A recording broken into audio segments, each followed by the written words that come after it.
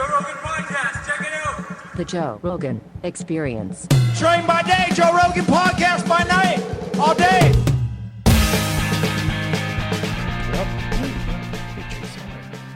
Good to see you. We're debuting these mugs. My friend Turkey Merc on Instagram sent me these Cheshire Cat mugs. Isn't that badass? Yeah, that's really good. Thought it'd be good for you because we're talking about mind fucks. Cheshire Cat's a little bit of a mind fuck in the simulation. Yeah, for sure. So you were just telling me that you had a brain disease, and what did you do to fix it? So what was it, first of all? It's temporal lobe epilepsy with mesial temporal sclerosis. And when did you develop this? We don't know, but I started having seizures like a few years ago, and everybody in my family knows I'm a neuroscientist.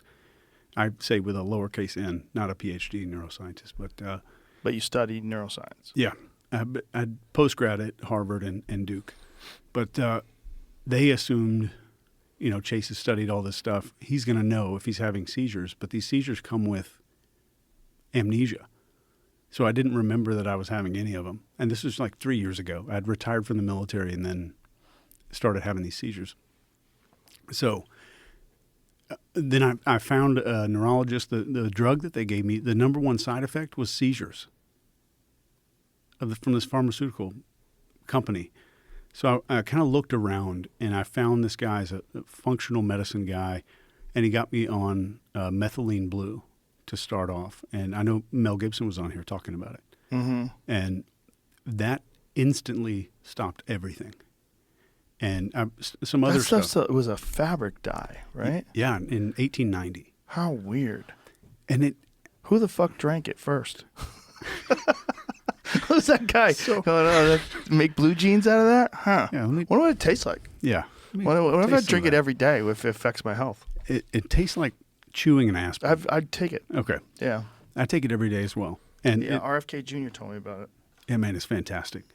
And so this guy's injecting, in 1890, injects these rats with it and then does an autopsy on these things. And their brain, the brainstem, every single nerve is blue. So he discovered this methylene blue has an affinity for neuronal tissue. So he says, well, it's sucking into neurons. What's it doing? So we could talk about if you want to, but sure, how it's working and working in the body. So we started putting it in humans. And we found out it's an MAOI, which is just monoamine oxide inhibitor. Yeah. Yeah. Which helps with depression and anxiety and all kinds of life stress and stuff. Does it cause side effects if you're taking any drug that you shouldn't take with an MAOI? There are some studies that have been recalled that said you can't take it with SSRIs because you could develop serotonin syndrome. Right. But they did recall the study as far as I'm aware. And it is so incredible that it acts as an electron donor to mitochondria, especially your neuronal mitochondria. So it helps you produce more ATP, and it helps you get rid of this stuff called reactive oxygen species. So you have an oxygen molecule that should have two hydrogens on it, and like your body's job is to convert stuff into water so you can pee it out. So if you get an oxygen molecule, it's got 4, 5, 1. It's a reactive oxygen, which we call free radicals. So methylene blue goes in there and balances a lot of those things out in your brain and your nervous system. So it is a miracle, and it's been proven for 100 years. It's one of the most well-proven drugs out there. What's the side effects of it? Are there any? Not a bunch. I would imagine if you're taking an MAOI, there's wild shit going on there. Yeah. Like if you mix it with anything that has tyramine in it, like aged cheeses, red wine, you're not supposed to mix it. If you're on a high dose, though, but you're probably taking 1 milligram per kilogram, and you weigh probably 75 kilograms. What's that weight? What's 75 kilograms? You're probably 189, 190. Close. Okay. Yeah, pretty close. So you're a about little heavier than that. Okay. And so you take maybe 40 milligrams a day to 80 milligrams a day. And you put it in water? Is that what you do? No, I have these little trokes. It's like the consistency of a starburst. Oh, okay. And you just cut them up, and they're 40 milligrams each. You obviously got to swallow them really quick, or your teeth are going to be blue for an entire day. Yeah, it's a pretty potent dye. I see it in my pee. Yeah. Well, I had to change the toilets in my house to black toilets because my kids take it, my wife takes it. Jesus, everybody takes it. But like if you go to a party and you forget to flush, everybody just thinks that It's one of blue those stuff in there. supplements that I take. I'm like, are you sure? Like every time I take it, I'm like, are you fucking sure? Like I drink it in water. I take a little eyedropper and I squirt it in water and drink it. And no, Gary Brecka told me about it. I should correct that. He told me to take it with red light therapy. That's what it was about. And he tell you why it all works? He probably did, but I probably forgot. Well, it's why blue. does it work for red light therapy? So anything that's blue means that it absorbs red and reflects blue light. So if you're in a red light therapy machine, all your neurons are soaking up way more red light than they otherwise would without methylene. Oh. So it's fantastic. It's like 600x the effectiveness of red light therapy. Really? I'm making that up, but it is a Sounds good. significant. Yeah, it's a significant increase. How weird is it to be essentially a brain expert and get a brain disease? It was horrifying because I know where this is going to go at the end of the day. Your hippocampus, your memory center of your brain, is eating itself. And during a seizure, you can lose up to about 1 million neurons a second. And the seizures were like 1.5 minutes long, and they're not like shaking on the floor. A temporal lobe seizure, you just kind of like, you're just out, like you're unconscious. You just seize up like Mitch McConnell. Yeah, like you turn into a little zombie, your head falls down. And at the end of the day, I tried so many different things to fix it and stop these seizures. I was at a point of 9 seizures a day. Jesus. And I was desperate. And you think this is because of the medication that they gave you that causes seizures, or is this just I never took it. Okay. So you had seizures, but the medication, why would they give you something that has a side effect of seizures? Well, I don't know. If you're getting seizures. And I don't know why you hear so much about these medical schools getting paid off by companies and stuff that don't really have our best interests at heart. And I think that methylene blue, you shouldn't have to tell a doctor about methylene blue. I think everybody should know about it. And you can get it on Amazon. You can get it. I get mine from this company called Mitozen, and it's fantastic. And it's changed my life. I would have been gone by now. What's the root cause of this disease? Do they know? They know what's going on? So there's 2 factors. You have a genetic predisposition. So you have this thing in your genes called the APOE4 allele. Okay. That's the same thing that causes you to get CTE. And or Alzheimer's. Yeah. And if you have that plus... I shouldn't say causes you, but yeah, it's one of those ones where if you get hit in the head a lot, it's not a good thing to have. Right. And then I did 20 years in the military. So being around explosions and all kinds of gunfire and all that kind of stuff, they said this probably caused some kind of concussive syndrome. Yeah, that's a real issue, right? It's people think of concussions only as like you getting hit, but it's not. It's any kind of jolting to your body. My friend Mark Gordon works with a lot of soldiers and people with traumatic brain injuries, and he says you can get it from jet skiing, which is really crazy. Wow, just the bounce? Mm-hmm. Hard bouncing, the jostling. If you like people who really love jet skiing and do it all the time, they start getting a little bit of CTE. That makes sense. Our brain is floating. Mm-hmm. It's neutrally buoyant inside of liquid, so that makes sense. It's smashing around inside your skull. All right, it's February, and by now, 80% of people have probably abandoned their New Year's resolutions. And it makes sense. Life can get crazy, and all of a sudden, you don't have the time. But one easy habit to stick with is AG1. It's an easy, realistic habit that you can make to benefit your whole body health. AG1 makes hard-to-get micronutrients easy to get and replaces multiple vitamins and supplements with just one scoop. You just mix it in some cold water, take a nice moment in the morning to do your body right. And honestly, it tastes pretty good. It's not easy to pack this many high-quality ingredients with this much nutrient density, but AG1 makes it happen without added sugars or artificial sweeteners ever. AG1 is a great way to invest in your health now and in the long run, which is why I've partnered with them for so long. Try AG1 and get a free bottle of vitamin D3, K2, and 5 free AG1 travel packs with your first subscription at drinkag1.com/Joe Rogan. That's a $76 value gift for free when you go to drinkag1.com/Joe Rogan. Check it out. So how did you get involved in, I mean, your space is like, you wrote this book, Behavior Ops Manual, and you've got a lot of stuff online, like how to motivate yourself and discipline yourself. And that's how I found out about you. Some of the different videos that I thought were really insightful about how to sort of schedule progress in whatever you're trying to accomplish in your life, how to set things out. How'd you get involved in all this kind of stuff? It's a story. I mean, I was 19 years old, stationed in Pearl Harbor. I got turned down by a girl one night, and I went home and I typed in "how to tell when girls like you" on the internet.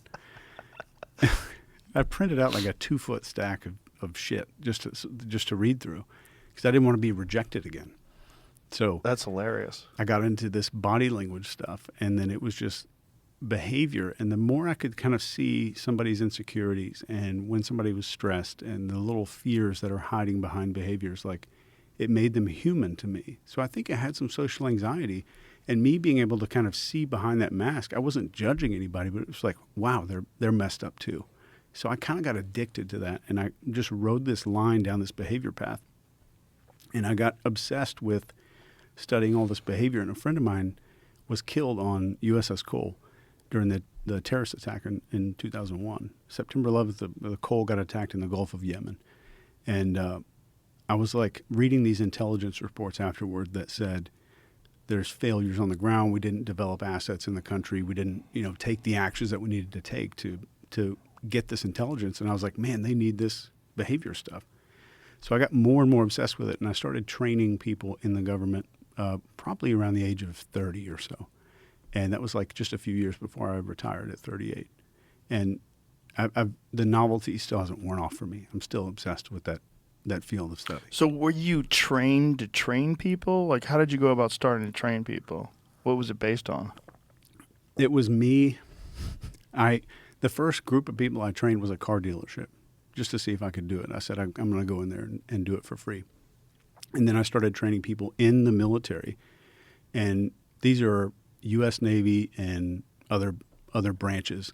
And I'm training them in like these. I got obsessed with this interrogation stuff and how the brain works. And I mostly got obsessed with, if I'm an intelligence officer, my job is to convince somebody to do something that's not in their best interest. Like, I need to convince you to spy for your own country and give us intelligence. Or if I'm an interrogator, I need to convince you to confess to a crime.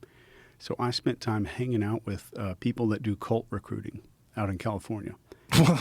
There's like official people, like human resources for cult recruiting. Yeah. What do you mean? Like, do cults hire them?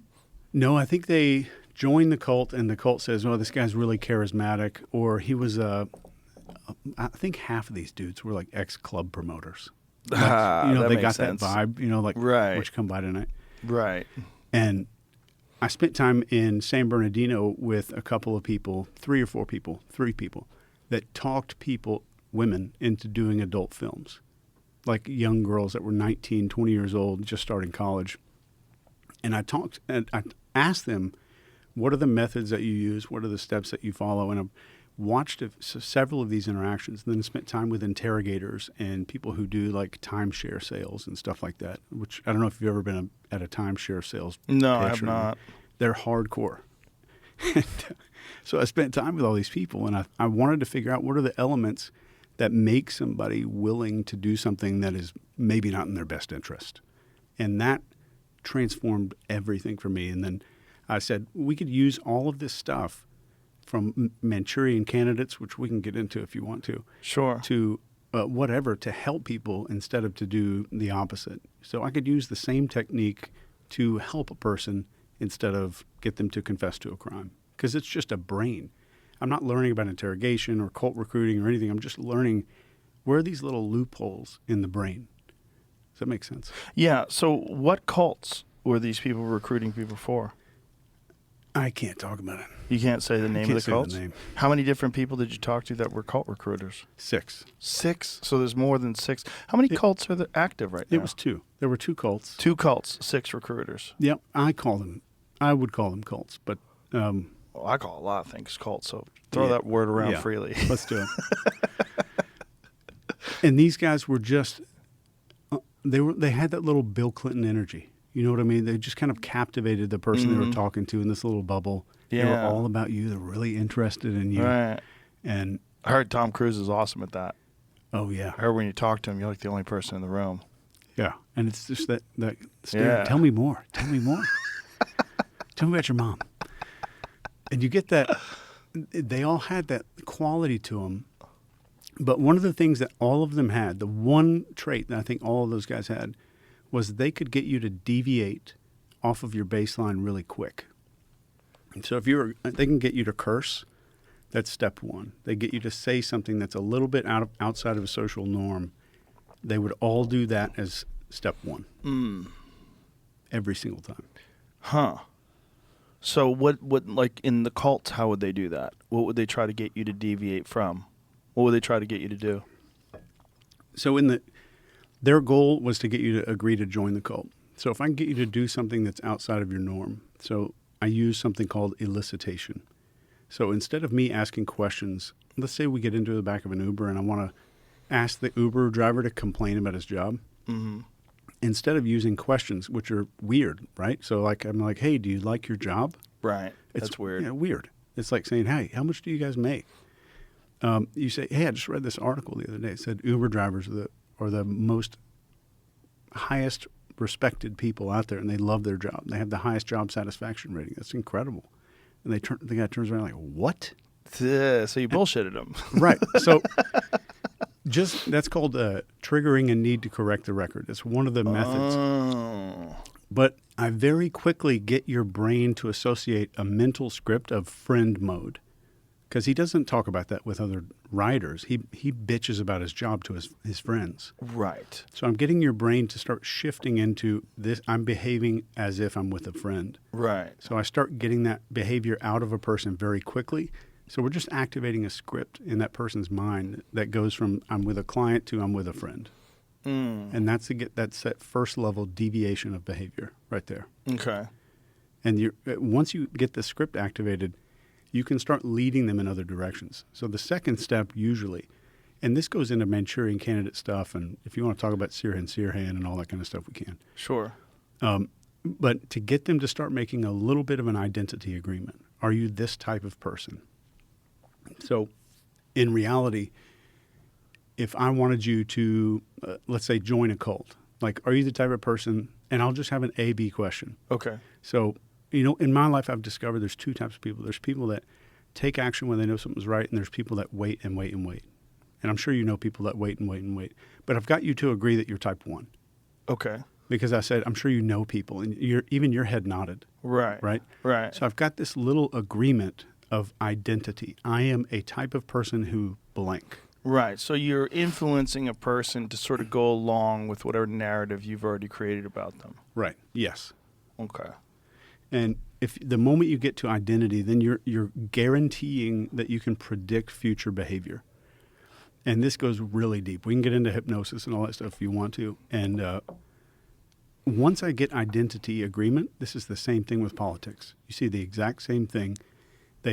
Identity gets hijacked, and then I can do anything I want because your identity is involved here. It's not you're agreeing with my ideas. You're agreeing because that's who you are. Right, but doesn't the person have to sort of respect you first in order to go along with this sort of social change? They have to have some sort of an appreciation of you. You have to be impressive. At the very beginning, yes. But the moment your identity is involved, they can lead it further and further and further. And then, so one of the third steps, there's a million, but if there's an experiment, if Jamie could pull it up, called the Lines experiment with Dr. Solomon Asch. Lion, like the animal, or L-I-N-E? Line. Lines? Yeah, line, L-I-N-E.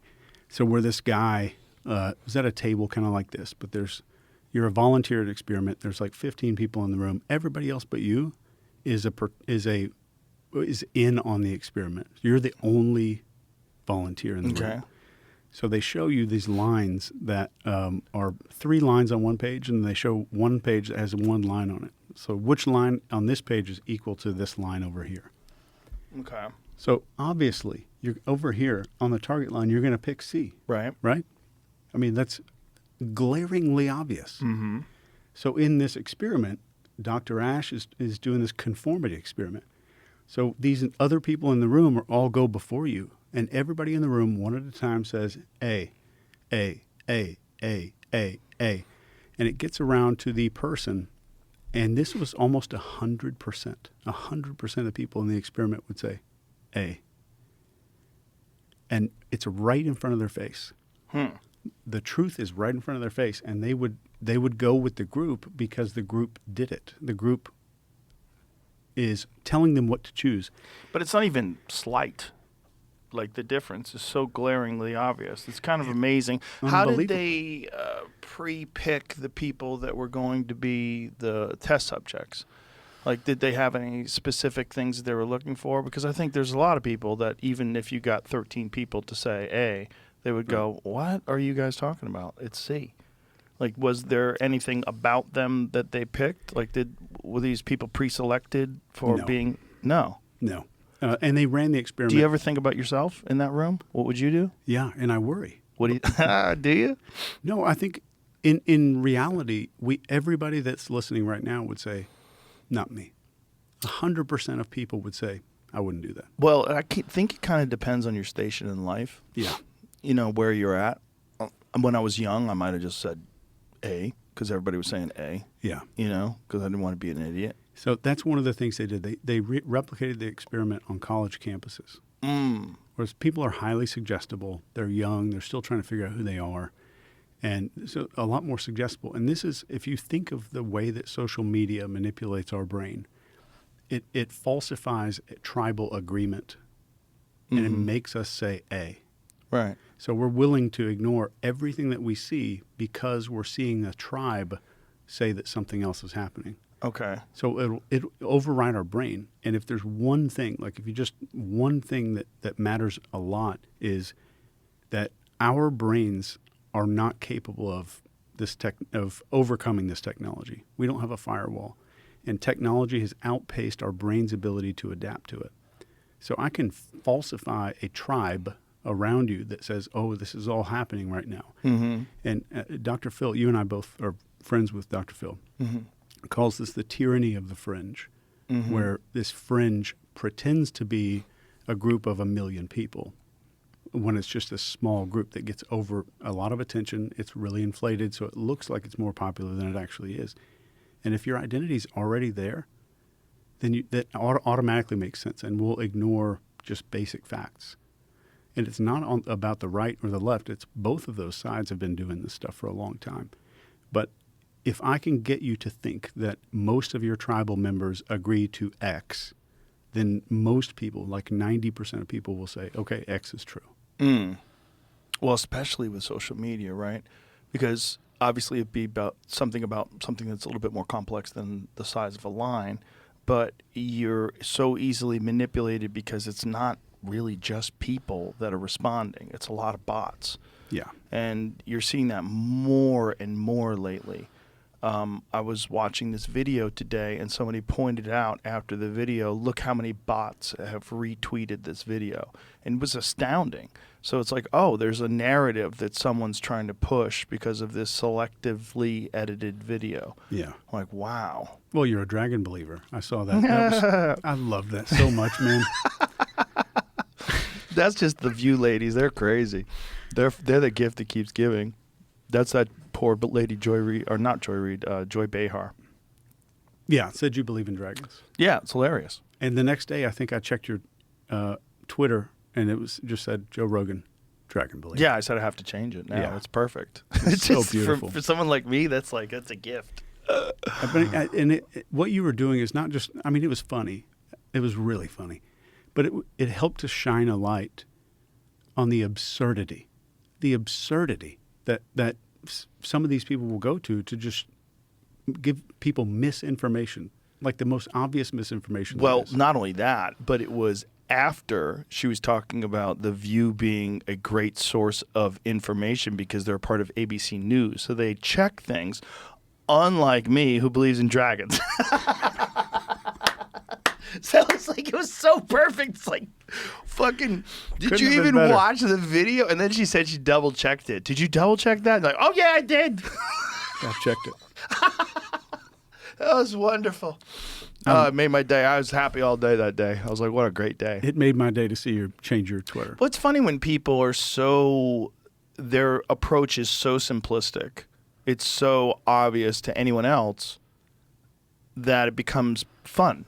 It doesn't work at all. Not only does it not slander you, not only does it not disparage people's opinions of you, it creates fun. Comedy. Yeah. It creates comedy. It's like, it's so ridiculous. But this is the problem, not just with bots and social media influence, but also with echo chambers, right? Echo chambers that people create where they get a bunch of people that only agree with them and everybody disagrees with them. Instead of looking at them, and you see that on that show all the time, instead of looking at someone else's perspective and going, okay, so tell me how you came to this conclusion. Like, why do you think this? Yeah. And like letting them fully express. Instead, it's like, everything is interrupty, everything is shouty. I disagree with everything you have said. And the audience claps, and they're going to stand up for this or for that. Or instead of having an actual conversation about opinions and ideas and how you formulate them and how your mind works and how you think about things and why you think about things. Instead of that, it's just ideological battles every day. Exactly. And it's identity instead of ideas. Yes. Is what it is. Yeah, it's tribal. It's it's a bunch of people that are afraid to be alone and are afraid to be on the outside. And so whatever the group agrees to, they find some sort of mental gymnastics they can apply to these ideas to make them relevant. And it will reverse rationalize a lot of those decisions. Yeah. So they're emotionally made and logically rationalized in our head, but we think that it's a logical decision.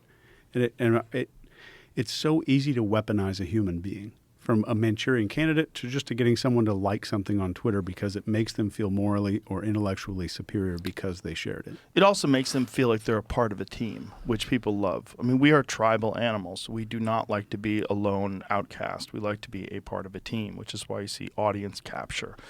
There's a big thing that happens to people online. They find people that agree with them, and then they sort of lean into it. Big time. Yeah. They lean maybe a little too hard. Yeah, a lot of people do. A lot of people, they kind of lose who they are. And people love to accuse everybody of that. It's interesting because everyone's kind of aware of it now that it's a thing, which is good. It keeps people on their toes. But when bringing it back to the cults, so they would try to get you to do something and deviate from your normal patterns. Yeah. And then most cults are like sex cults, right? Like pretty much all of them, right? I think they're just started by really sex-obsessed dudes. Like, you know what? I need a bunch of 20-year-olds in here. Well, there's a few cults that have been started by ladies, right? Very few. Yeah, a few. It's and then there was number. that Wild Wild Country one, Osho's one, where the lady ran it. And he was kind of like sort of just this very odd, eccentric guru, and she was an assassin. I didn't know this. Oh, you didn't watch that No. Netflix documentary? No. Oh, it's fantastic. It's so good. Because like all cult documentaries, it starts out like, oh, these people have it nailed. It starts out so good. They're cooking together and laughing and dancing and doing yoga and having a good old time and chanting. And it seems like they're having a wonderful time. But eventually they take over this town in, was it Oregon? Was it Oregon, right? I think so. Somewhere in the Pacific Northwest, I believe it was Oregon. So they take over a town and they actually bus in homeless people so that they can pump up their numbers and vote to take over the town. Oh, man. Essentially what some people were accusing the Biden administration of doing with leaving the borders open for illegals and then allowing them to vote. Same sort of deal. So they took over this town and they poisoned a bunch of people. It's like really crazy. It's crazy documentary. But and then eventually it falls apart. Isn't that most cults? You look at it from the outside, you're like, wow, they're barefoot, walking on grass, they're eating natural stuff, organic stuff. Having such a good time. They sing together, they're having this good time, and then they take you into the room. Yeah. And they say, you know what, Joe, you've reached the level. Aliens live in your butthole. And they're going to get them out. Yeah. Yeah, something along those lines. Something crazy. It's a lot of them are sex cults. If they're not sex cults, they're like money cults or power cults or, or ideological cults, which I think progressivism is. I think it's an ideological cult. And I think that people, they enjoy being around people that are very confident that they're correct. Yeah. When someone, like, if most of us, like, don't, what is life all about? So many questions. And if you come across someone who has all the answers and they're so confident about it, it's very attractive. Yeah. This episode is brought to you by The Farmer's Dog. We all want to do the best for our dogs, but there's a lot of mixed messaging out there, especially around dog food. Take kibble, for example.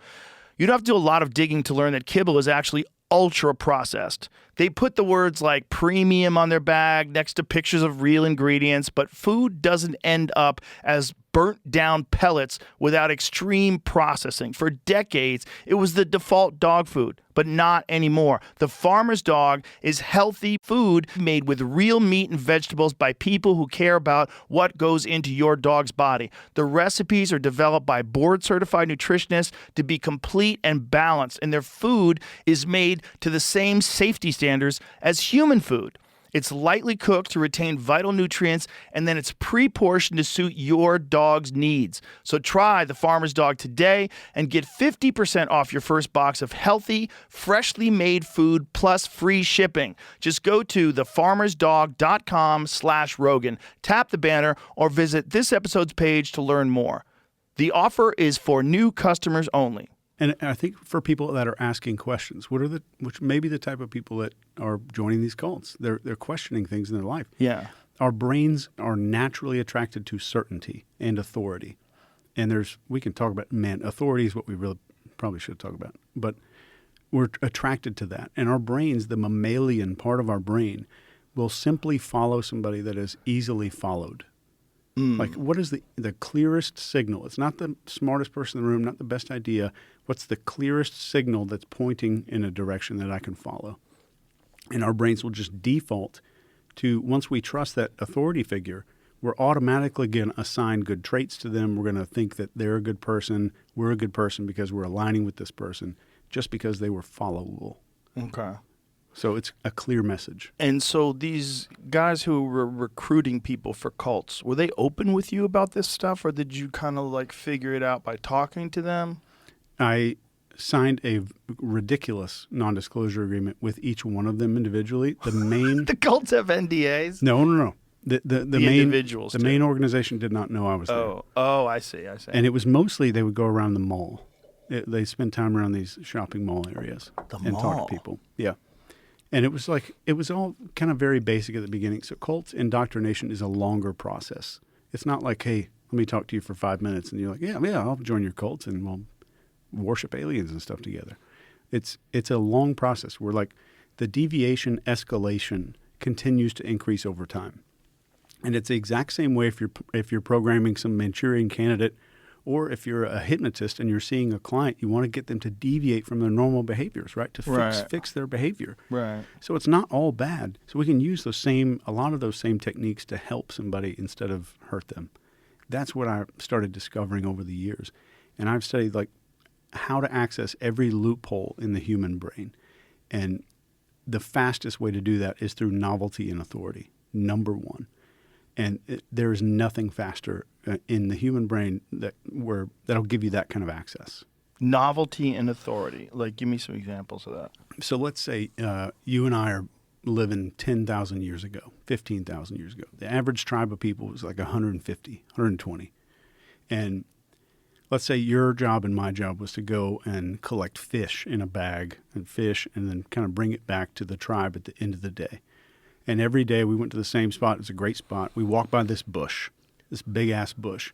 And one day we're going back and talking about the fish we got, and you hear a stick snap behind that bush that we haven't heard before. So it's an unexpected deviation from your mental script of what's going to happen. Does this make sense so far? Okay. So we're walking by the bush. The stick snaps. Now what's generated in that moment is a tremendous amount of focus. Like there could be a threat. It could be a rabbit that we can eat. Right? So a threat or a value is how our brain responds to something new and something unexpected. Is it a threat? Is it valuable? Socially or otherwise valuable. So the stick breaks. We're not thinking about our kids. We're not thinking about how many fish are in the bag. We're only thinking about this novel new thing that interrupted my brain's script of what I thought was going to happen. Okay. You with me so far? Yeah. So in our life, when we see something that's unexpected, something that I guess we're not expecting. So we're driving a car, blue lights in your rearview mirror is tremendous amount of novelty, threat, value, right? So our brain says, this is how I tie my shoes, this is how I go to work, this is how I run the cash register at Starbucks, whatever it is. We develop these apps in our head. And when something interrupts one of those programs, our brain automatically says, this is different, this is not expected, I need all of my focus down on this one thing. Okay. And that's how novelty starts to trigger our brain. Makes sense so far? Yes. And authority is the second piece. So, well, what would be an example that someone would use as like novelty to get like novelty and authority? If you want to get someone to follow you, like what would be novelty that you would apply? Give me any scenario, and I'll tell you. Okay, you're trying to get someone to join a cult. Yeah. So the novelty right away is I'm going to approach you and say something or ask you a question that you've never been asked before, and that there's no possible way that your brain could have gotten ready for that scenario. And it could be something ridiculously stupid. It'd be like, hey, did you see these guys fighting outside here last week? Or you're walking up and you say, hey, I'm going to ask you 3 questions, but you only have 12 seconds to answer. No one's ever said something like that. Okay, so you're just getting them out of their comfort zone. You're getting them into like, whoa, what's going on? Yeah, we're breaking a pattern. Okay. So we're all running on patterns all the time. The moment a pattern is broken, we have tremendous focus. So focus is the first step to hacking the mammalian brain. Authority is next. And authority is like, if you look at the Milgram experiment, have you heard of this? Mm-hmm. Oh my God. Have you gone deep on it? Not really. I mean, but explain it to people so they know Okay. what you're talking about. Jamie, can we bring up a picture of the box? The shocking box from this experiment is just... Essentially, they told people that they had to keep shocking people, even if, and then they did it to the point where they thought the other person on the other side was actually dead, and they kept shocking. Yeah. And so what year was this? 1962 at Yale University. This is a variation of the experiment, but just go to the third one right there. So that's Stanley Milgram standing over that machine right there. So you'll notice on the bottom right, it says danger, severe shock right there. Yeah. So you're essentially told the guy's on the other side of a drywall wall. He's in another room, but you can hear him yelling every time you shock. And every time you're asking him these questions and he gets the answer wrong, he's acting like a dumbass. He's obviously in on the experiment. Right. But these people think they're shocking this guy. And in real life, man, I had that in airplane mode. So in real life, this guy is he's running a script. He's a participant in the experiment. He's in on it. But as the person's getting shocked, you hear him scream, you hear him say, I want to get out of here. I don't want to do this anymore. I have a heart condition. He's banging around. And then at around 300 volts, and it goes up to 450 on this machine, 300 volts, no more sound. He stops answering questions. And these people are sitting there at the machine kind of turning around to this guy in the lab coat that's running this experiment. And the guy in the lab coat saying, well, it's important that you continue. The experiment requires that you continue.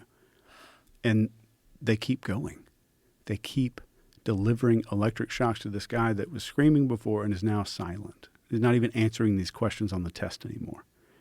Did everybody do it? So before the experiment started, these bunch of psychologists got together and they said, like, all right, who's going to go all the way through? Who's going to do everything? And they thought 0.4%, something like that. It would have to be a psychopath. It would have to be somebody that was malicious or wanted to hurt people. And after the experiment was conducted, 67% of people went all the way. And this is... So what we're really dealing with here is not an experiment. It's a person being talked into murder in less than an hour. A regular, normal human being talked into murder. 67% of them. 67%. And 250 volts is enough to kill you. Would you agree? If you have the right amps. I don't know, but I believe you. Yeah. 100% went to 250. Jeez. 100%. So... Jeez. Yeah. So that could kill you. 100% at least attempted murder. Yeah. And I train sales teams all the time. They're like, oh, we have, it's hard to sell this product or this thing. And I'm like, I show them this thing. And like, where's the sales script these guys use at Yale University? There wasn't a script. It's not like, oh, let me get the perfect words on the phone for this telemarketing company. Right. There's no script. There's no hypnosis. There's no like NLP stuff going on where I have to say these little magic words. And I kind of view that aspect of persuasion, like the guys that are obsessed with sales scripts. It's like Harry Potter. Like, there's no magic words that are going to make someone take action. We take action based on the mammalian brain. And what was present there at Yale University, if you're the volunteer there, you respond to an ad in the paper you've never responded to before, novelty. At a university you've never been to, in a building you've never been in, with two people you've never met, in a room you've never been in, sitting in front of a machine that's absolutely foreign to you. It's alien. Every single step of the way was novelty. And then the guy in the lab coat, they made him like, I think he was 6'7". And he's running the experiment. And we have this stuff called white coat syndrome, where we respond to doctors. Mm-hmm. And there's even research where people were given diagnoses and that for things they didn't have, and they developed the symptoms because a doctor has told them this. And that's how powerful novelty plus authority is. People talked into murder in under an hour. And there's no magic recipe to do it. It's authority and novelty. And authority has 5 components if you want to just go into them. So that's confidence. Obviously, somebody's got to be really confident to be an authority figure. And this is just a conviction in my belief and a generalized belief in my head that everything's going to be fine. Everything's going to be okay. Discipline is number 2. And discipline, I don't say discipline is part of authority because, like, if everybody, like, when you were younger, you ever, like, go to a party and, like, put a really nice suit on and all that stuff, and, like, you got a 7-foot pile of laundry back at home, like shit all over your bathroom counter, like you were not put together. I was there. But, like, there's a part of our brain that reminds us that we don't have everything together. So when we go out, other people aren't saying, oh, this guy's not disciplined. No one's saying that. But they are getting a gut feeling that something's off. Because there's something disharmonic. There's something incongruent about our behavior because we know there's a part of our brain that says, I'm faking this right now. I'm not this put together. So having discipline off camera when nobody's looking makes gut feelings in people. Was one of those things where we have this ancient brain that's judging whether or not everything's congruent. So confidence, discipline, leadership. And leadership just means if I brought you back 1,000 years, would people still follow you? Like, your behavior is confident and certain enough and all of that people would follow you, not language and all that. Do you say the right things and do you give people compliments? That's not, what I mean is tribal leadership from the mammalian perspective, not human. So confidence, discipline, leadership, gratitude, and enjoyment are the final 2. Gratitude, just not saying like I'm keeping this gratitude journal every day or anything like that, but just I'm a grateful person. And I have perspective in gratitude. So I'm able to zoom out and think of like the larger picture when I'm thinking of gratitude. Not just like, I'm thankful for my health today, but I'm thankful like we didn't have a nuclear war yesterday. We didn't have all this stuff happen. And what the reason these things are effective is because they produce, having them when nobody's looking produces the precise gut feelings in another person that make them say, that's an authority figure. So when you have authority, you can get away with anything you want. And I go to these companies, I train companies and people all over in how to increase sales and all that. And they're all like, well, we have a good script. We've got this piece of paper right here that's really great. We spent $10 million developing the sales script. I'm like, give the script to somebody out here with social anxiety and have them get on the phone. They're gonna bomb. They'd be the worst frickin' salesman out there. Because the script is meaningless, but everybody puts so much value in these words. It's who you are first, then what you say. And people just ignore the first part. I mean, if you think of, if I go off on a small rant here, I could tell a question bubbling up in your head. No, go ahead. There's too many times people obsess over symptoms instead of causes. So you go on LinkedIn or whatever, and it says how to be confident. Here are the 15 ways to be confident. Here's the 12 things that confident people do. They have great posture. They make good eye contact. There's a firm handshake. They use your name. They pat you on the shoulder, all this kind of shit. Those are symptoms of being confident. It's not confidence. So our culture today is obsessed with symptoms of things. Let me get symptoms of wealth. I'm going to get this Porsche. I'm going to get this yacht. I'm going to get this plane, post it all over Instagram, and show people that I have these symptoms. So what we're really looking at is like when somebody's trying to learn sales, let me teach you the symptoms of what a good salesperson has instead of the cause of what makes them a good salesperson. That makes sense. So in order for someone to truly be confident, they have to take all those steps to make. Do you want some coffee? No, actually, yeah. Okay. You want it in the crazy cup or a regular one? I'll take the crazy crazy cup's cup. a little hard to drink out of. Here you go. Is it? Yeah. I'll switch. I don't want to dirty that one up. No, don't worry about it. So they have to have all those ducks in a row. If they don't, people are going to sense it. They're going to know, even if they exhibit all the behavior characteristics of someone who's confident, there's going to be something off because we have some ancient way of detecting bullshit in ourselves. Yeah, we get those gut feelings. Yeah, we know when something's off. Someone's a little full of it. Someone's faking it. Yeah, and I mean, we've all had that experience. Like everything looked right on the surface. Mm-hmm. Anybody who's watching it from a distance was like, "Wow, that guy's really confident."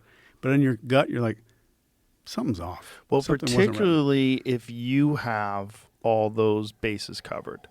If you have all those bases covered, I think it makes it far easier to see in other people when they don't.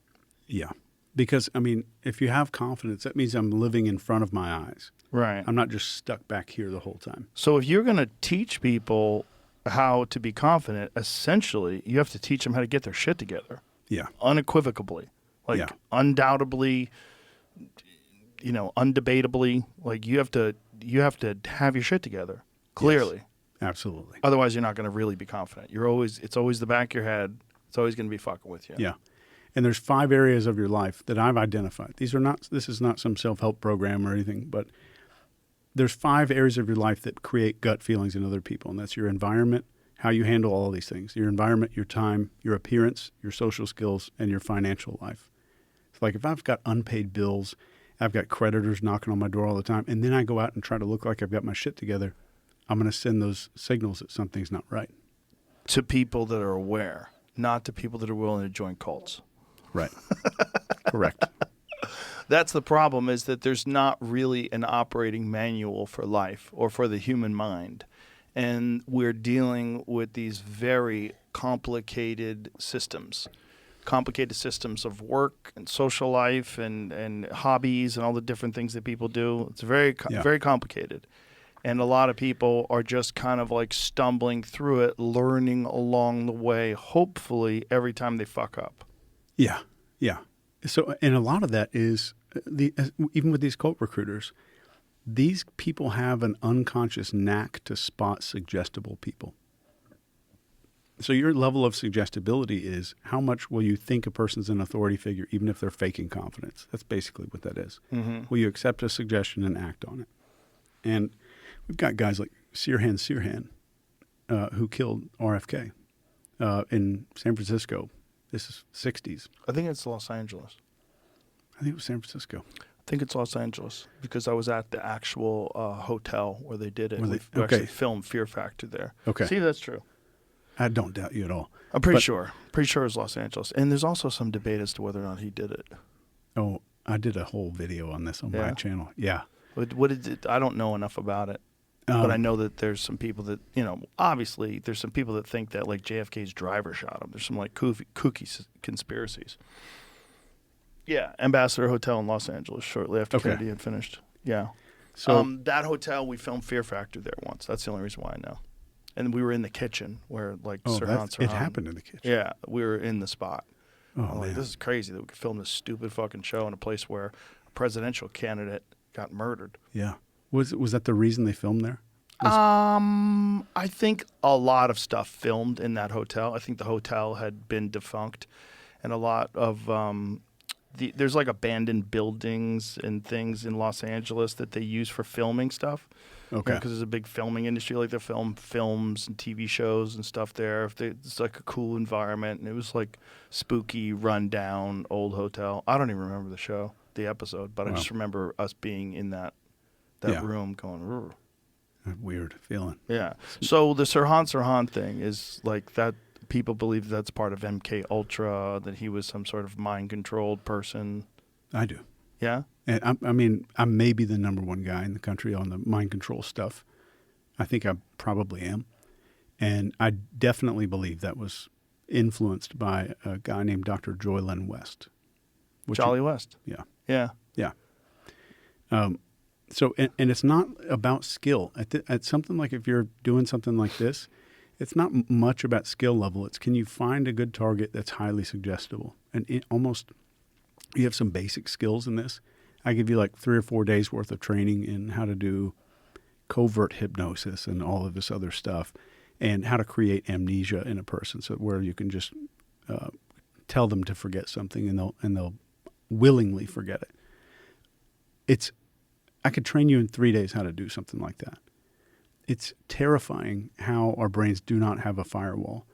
And the moment that our conscious filter that filters like, is this information good for me? Should I accept this information? If I can bypass that filter, which is very easy to do, you can kind of just jam in whatever you want into somebody's head. And so what evidence do we have that Sirhan Sirhan was working with Jolly West? There's not a lot. It's a lot of anecdotal stuff. But he met with this guy regularly, and I'm not an expert on the case. I wouldn't consider myself an expert. But he met with this guy at the shooting range on a regular basis. And this guy would talk to him privately, whisper in his ear in the shooting range. We all know this is from testimony. And later, when he was arrested after the shooting happened, he said, I thought I was at the shooting range. I thought I was shooting at a target, at a paper target. And he was on record saying this. And he has no memory of that actual event happening. To this day, he went up for parole, I think a year or two ago. And man, all they did was ask him to kind of admit what you did and just say what you did. And he said, I still have no memory of this event. And he had to stay in prison. And RFK believes it too. Wow. And you've had RFK on. So Sirhan Sirhan is meeting with this guy. Who is this guy? Nobody really knows. Nobody fully knows. But the guy was involved and connected to Joylon, and they called him Radio Man. That's the only name that people have used to identify this guy. And he met Sirhan at a range and expressed, like, we're both interested in shortwave radio stuff and all that kind of ham radio. And they connected over that initially. And then this guy somehow looped him into the situation he was in. So the MK Ultra stuff, a lot of it was experimental, right? They didn't necessarily have proof that a lot of what they were trying to do was effective. They knew that they could experiment with LSD on people. That was Operation Midnight Climax, where they took over the brothels, which is so wild. For people that don't know what this is, they took over brothels, and they essentially had the prostitutes serve these Johns LSD without their knowledge, and then they observed them through two-way mirrors and filmed them. Yeah. It filmed how they would act. Yeah. So the CIA was running whorehouses. I don't even know if they had sex, because they probably dosed these guys up with so much acid. They probably didn't want to. But they observed them, and they did it for years. They also ran the Haight-Ashbury Free Clinic, which is wild. And until, like, I think fairly recently. And there was a lot of hubbub about it after Tom O'Neill's book Chaos came out. And I think it's right after that they closed the Haight-Ashbury Free Clinic. Yeah. But the CIA was essentially a part of the Haight-Ashbury Free Clinic in the 1960s. Yeah. And that's where the Manson family came out of. Yeah. And there's a lot of people. I'm not a researcher on this topic. I'm a researcher on the techniques. Yeah. But there's guys like Sidney Gottlieb was crazy. He was running the CIA. It was called OSS back then, Office of Special Services, and it was crazy. They called him a cowboy, but they brought in all this LSD. There's in Canada, they were running. I think this was, I think it was in Montreal. No, it was in Toronto. Montauk Institute, is that right? Mm-hmm. Where they were doing things called psychic driving. They would keep people awake, and it was like Clockwork Orange. And they would hold their eyes open and just play these videos to kind of like entrain them and really just drive their brains. And these were people that checked into the hospital with like postpartum depression. And they started doing this shit on them. They just started experimenting on them. Yeah. And the Canadian government admitted it so much that they paid these people for damages. So just one woman's case that I can remember. I don't remember her name, but she went in for postpartum, I think, and she did this psychic driving. When she came out, she had no real memories anymore. She wet herself. She had to relearn how to walk and communicate socially. She had to relearn how to hold her pee in. How long was she there for? I think it was like a month and a half. Unbelievable. But I think back then they were trying to find a bunch of different methods of mind control, right? Like there's a very famous video from the 1950s of soldiers in the UK where they dose them up with acid and you see them wandering around the woods laughing and giggling and falling down. And we had just got the videos from the Korean War where the Korean prisoners were making these videos like, I realize now that America's a horrible country. I renounce everything. I hate America. These are all the bad things they've done. And the guys in the United States are watching this shit going, holy shit, they've got some secret technology and we're behind. So it was like a psychological arms race. They just went berserk on this stuff. So they figured out, or they figured that there's some kind of secret chemical or secret technique or recipe that these people are using that we haven't figured out yet. And it was a madhouse race to figure out what was going on with these prisoners in North Korea. What was going on? What were they doing to the prisoners? Depriving them of sleep. It was super basic stuff. They were depriving them of sleep, treating them really well. They're using these interrogation techniques that were developed by this German guy named Hans Scharf. And every interrogation system nowadays that's taught is a derivative of Hans Scharf's work. And funny enough, he's the most famous interrogator in history. And he was like the first guy that said, hey, what if we're not assholes? What if we're not just total assholes to these people and take them out on walks, maybe give them a sandwich every once in a while, and the whole time pretend like every piece of intelligence they give us, we pretend like we already knew it. And that was kind of his premise, like, let's not be a dick. And he got famous for that. So everything is based on his work now. And funny enough, you ever been to Disneyland? Sure. You know the huge mosaic that you walk through? It's a huge like tile mosaic thing at the very entrance of Disneyland. I don't recall it. Yeah, I probably wasn't paying attention. Yeah. Hans Scharf made that. Oh, really? By hand. Yeah. Whoa. Weird. How much time did that take? I don't know. How big is this thing? It's huge. See if you can find it, Jamie. How big is it? He Yeah. made it by hand? Yeah, Is he on acid? Had to be. That thing. Wow. Left a permanent mark on Disney. A former Nazi interrogator. Fuck. As if Disney doesn't have enough problems with Walt Disney being linked to anti-Semitism. The fact that they actually have a Nazi artist. If there was a competition where I said, Joe, I'll give me $1 million if you can figure out what this Nazi interrogator did on the side. Not And a chance this I'd was come it. up with that. That's crazy. And it's How almost bizarre. Yeah, it's like a DMT kind of visual going on. Well, that's just weird in and of itself that he was working with these people. Like, how was Walt Disney connected to that guy? No idea. No clue. That's not good. That doesn't do a lot to quell the rumors. You know? Yeah. So I think it was Paperclip. Operation Paperclip. Yeah. So these people that are is there documentation that shows the effectiveness of certain techniques? Like, do we have any of their work? Like the Jolly West, did he publish any things, or did he leave behind documents explaining what worked and what didn't work? Yeah, some. But this guy named I don't remember his first name, Church, got really pissed off about all the CIA stuff. And The Church Committee. Yeah. He said, we're going to get it all. And then the CIA launched a destruction order and said we need to destroy. It was like Enron at the CIA then. The papers getting shredded and all this stuff. Oh. And some of the documents survived the destruction order because they were in a dude's attic. Yeah. This guy's name, he was a professor in New York at Colgate University. And his name was Dr. George Estabrooks. And not many people talk about him. But he was big into it. Him and Edgar Hoover had a plan to hypnotize a German submarine captain, split his personality, which is not hard to do, and send him back home and have him torpedo his entire fleet in the side of his own harbor. And I have all of those documents.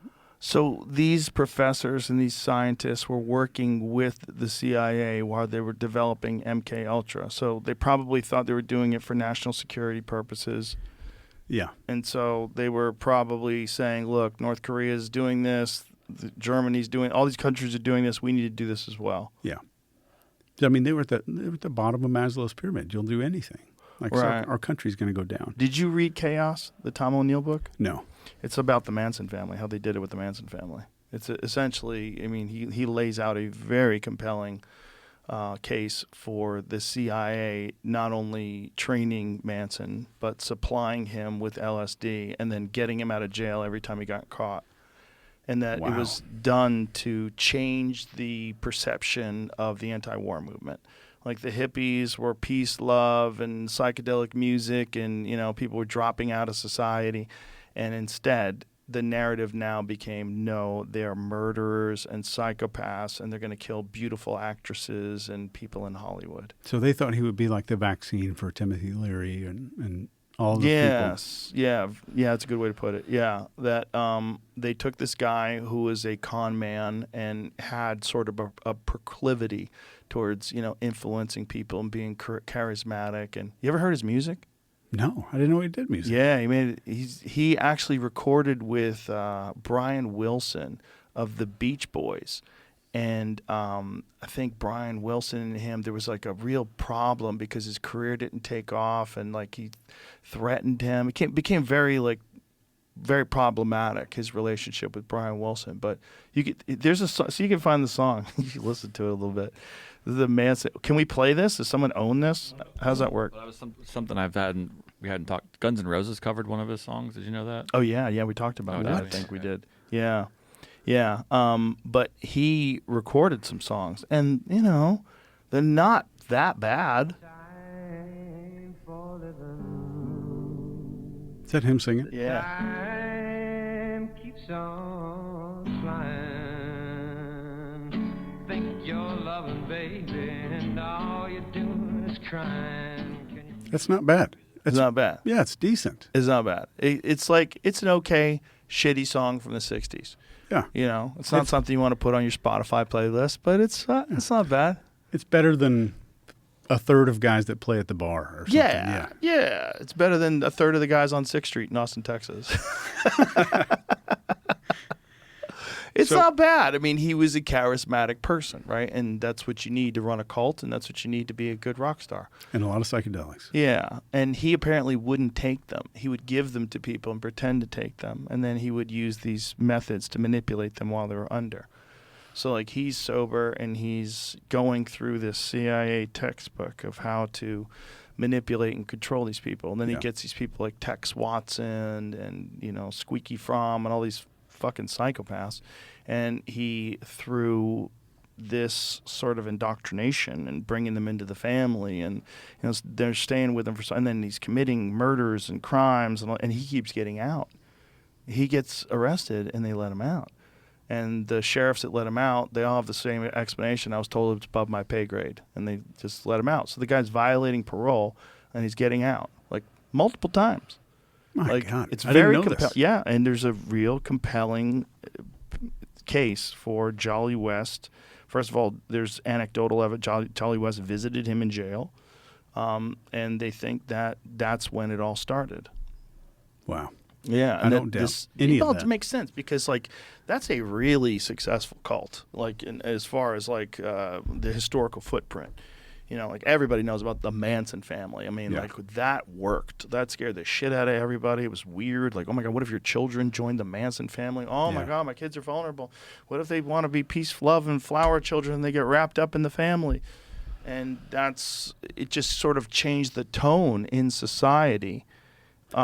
With people, and it was also at the same time when they passed that sweeping Schedule 1 Psychedelics Act where they made everything illegal. It's all around the same time. And art goes to zero. Yeah, art goes all art into the toilet. starts disappearing.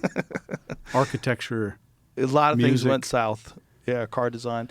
But the fact that there's real compelling evidence that this was the government, and that this is the government's response to this immense cultural change that took place between 1950 and 1960. And it's not like just guessing. It's like there's real programs that they were involved in that were absolutely doing that kind of work. 100%. Yeah, and that's really crazy to think of.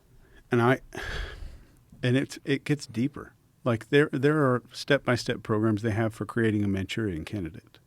Okay, like what's step one? How do you know when you can get a guy to be a Manchurian candidate? Can you do anybody, or do you have to get a vulnerable guy? Do you have to get a I don't guy want to with say no everything. family? You don't want to say everything? I think some of this could be misused, but let me. Well, I don't know if you know about Grok, but Grok's out there misusing information, so All right, yeah, I'll just put it out he there. can get anything from that.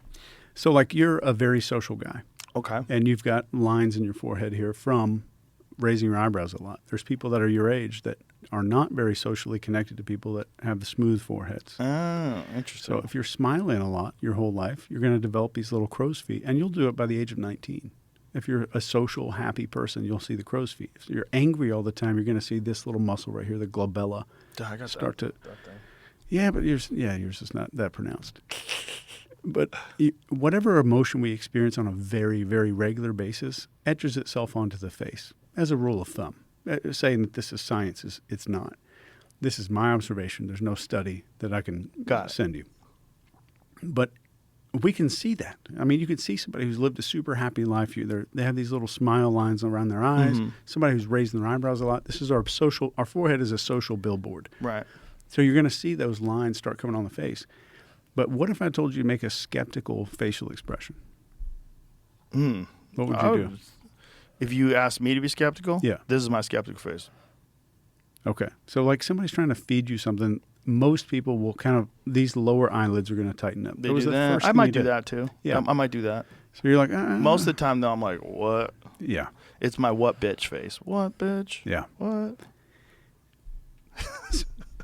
If I have somebody who is not skeptical ever in their life, they have the smoothest lower eyelids in the world. Huh. So to test this out, and this is anecdotal, Okay. but I gave it to 5 guys who are stage hypnotists.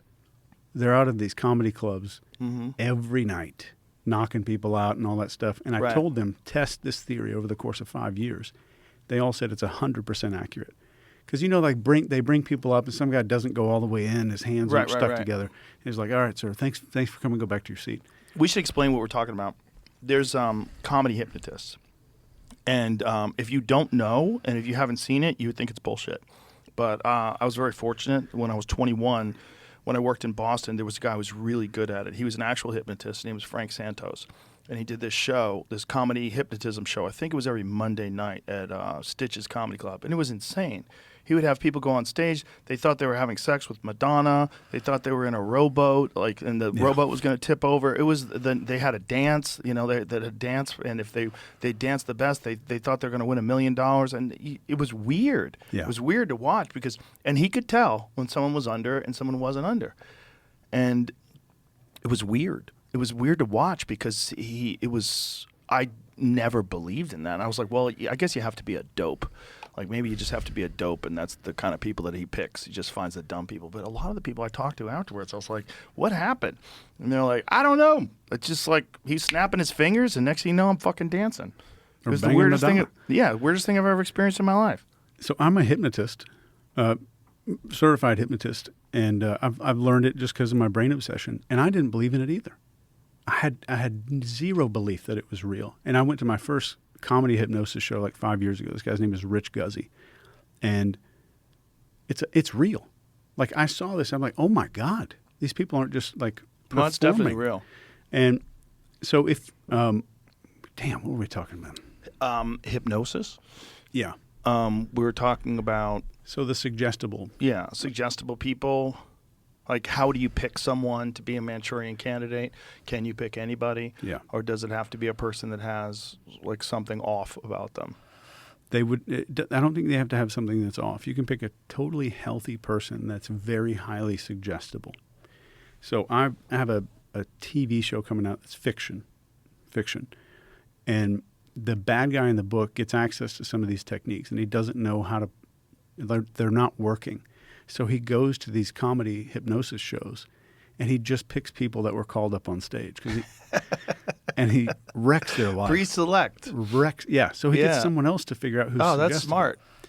So And those people are highly suggestible, and they're always more open to fun. They're always better, they live in front of their eyes a lot more. Mm-hmm. And so suggestibility doesn't mean stupid. It means that you're just more open to the things that are around you. Right. And they're typically happier people. More suggestible people are typically happier people. That's interesting. Because they're just blissfully unaware? Yeah, I mean, it depends on if they're suggestible and addicted to, like, Instagram, horrifying stuff on Instagram, and they're watching that all the time. Oh. So they can get programmed easily for all these things. So this guy, George Estabrooks, makes this formula to split the personality of an Army officer, and they called him Smith. And they're going to split this guy, give his alter ego a bunch of secrets to take across enemy lines, and then deliver these secrets that are in his head to this person that's on the other side of this thing. And in this paper, it's a hypothetical. It's written as a hypothetical. So they're going to split this guy with the goal being he gets captured, somebody tortures him, they put a drill in his knee or something. This other personality won't come out because there's a secret word and an anchor. Like they'll squeeze his arm and say moonlight or something like that, and it'll turn this other guy on. Is that really possible to Yes. have like a partition in your brain where you keep other memories? Absolutely. Really? Yeah. It's not a partition. I mean, there's no physical modification. Of course. It's happening. But I mean like a partition. Like there's another you in there. Yeah, and I'll tell you something scary when it comes to multiple personality stuff. If a slightly suggestible, not even high, slightly suggestible person goes to a psychiatrist, and let's say I wanted to split somebody, I could make up a piece of paper that's got 10 questions on it. It's like, do you ever feel like you're at war with yourself? Like one person wants to eat cake and the other one wants to eat broccoli. That's 100%. That's everybody. Right. And then the next one is, do you ever feel like you're arguing with yourself about whether or not you should relax or worry about something? That's everybody. But it has a lot of these questions that talked about you having different parts. And then the psychiatrist takes this exam and he says, you know what? I'm looking at all these numbers, and you scored in the 99th percentile for multiple personality disorder. Have you ever felt like you're at war with a part of yourself? That's everybody. But now he says, like, well, what does that part want? If I could just talk to that part directly. So now he starts having a conversation with this part. And then he says, well, it's not really nice for us to do that. Why don't we make a name for this part? They're almost done. That's almost the full creation. So that's called, they've researched this in the 70s. It's called iatrogenic creation of dissociative identities. So if they wanted to do this and create a Manchurian candidate, there has to be like some proof that this is effective, right? So how would they before they send someone out to do some assassination or something, how would they know that they got this guy on the program? Well, they tested it with hundreds of people first, and they would all use colors. So like Mrs. White was a subject, or Mrs. Red, or whatever, and they would hypnotize a woman while she's, and then split all this personality stuff and develop that partition. And then with her eyes open in one personality, she witnesses what she thinks is a real bomb getting put into a briefcase with a little timer thing on it, like an old movie dynamite thing that you'd see in a cartoon or something. Like get put into a briefcase, zip that thing up, and she's holding it, and they're telling her it's going to explode, and then they change her personality to the other one. And she's on heart rate monitors and all this other stuff. And this is a CIA document they released, and she's called Mrs. White in this document. There's many, many more. But the other personality's job is to not look in the briefcase because that personality doesn't know what's in it, and sit in this waiting room with this briefcase beside you. Heart rate doesn't go up. And then another time, they give somebody they watch a gun being loaded. They split the personality and like do some kind of sleight of hand to unload the firearm. And then they're told to like pull this firearm out and go shoot this person in the face. And when the trigger is given to you, like a guy tapping his pencil or something, and they do it. And this is just hypnosis that caused them? They're not using any psychedelic drugs or psychotropic medicine? Or You don't need it. Nothing? Yeah. Wow. It's easier than you think. For some people, right? High authority on one end of the person doing the program and high suggestibility on the other, then your skills don't need to be that good. You don't need to manufacture suggestibility. If they say, here's this guy, I need to split this guy, and he's not very suggestible, then your skills have to be high. But if I have high suggestibility in the target, high authority in the person doing the programming, I have ultimate results. And it's not just this. If I'm a psychiatrist and I have high authority and I have a highly suggestible client, I can change their life for the better with the exact same things. So it's not just Manchurian stuff. It's anybody trying to change another person needs that level of authority. And my goal as a doctor, psychiatrist, coach, whatever, is to raise that person's suggestibility so that my suggestions can change their life. Will you then let them be aware of what you did and how you did it and what the pathway is? If I'm helping someone? Yeah. Absolutely. Yeah. That's got to be a mind fuck for them. You know Roy Jones? Junior, the boxer? Yeah. Of course. Yeah. He's a friend of mine. Oh, I love that dude. Yeah, me too. And, man, he's been through a rough year. I don't know if you've heard or anything. No. He's been through a lot this year. What happened? He lost his son. Oh, I didn't know that at all. I think he was 21. Oh, it's terrible. But Roy called me one day. I went down there to train Roy at Roy's house. And he called me one day, and he's like, hey, man, can you do this split personality thing on a fighter? And I was like, oh, yeah. And as I'm telling him, I was like, I've never done this. I didn't know if I could, but I was like, yeah, I'll get it done. He's like, I've got this guy going into a fight in 2 days. It's in Vegas. Can you fly out and do your work on this guy? So I essentially give him an alter ego, but it's not like created through massive trauma or anything like that. It's kind of a fabricated. We use a little bit of simulated trauma to make this thing happen. The dissociation part, to where I kind of separate from myself. And this guy had like the best fight of his life, and this alter ego. You can ask Roy. I told him not to get gassed out, to where you're not going to get gassed out or run out of air. It's like you're going to always feel like you're satiated. Even if you're not, you're going to stay up and keep going. And the second is you're not going to feel any pain, and you're going to be pure aggression and strategy and all this. Roy gave me this list of stuff.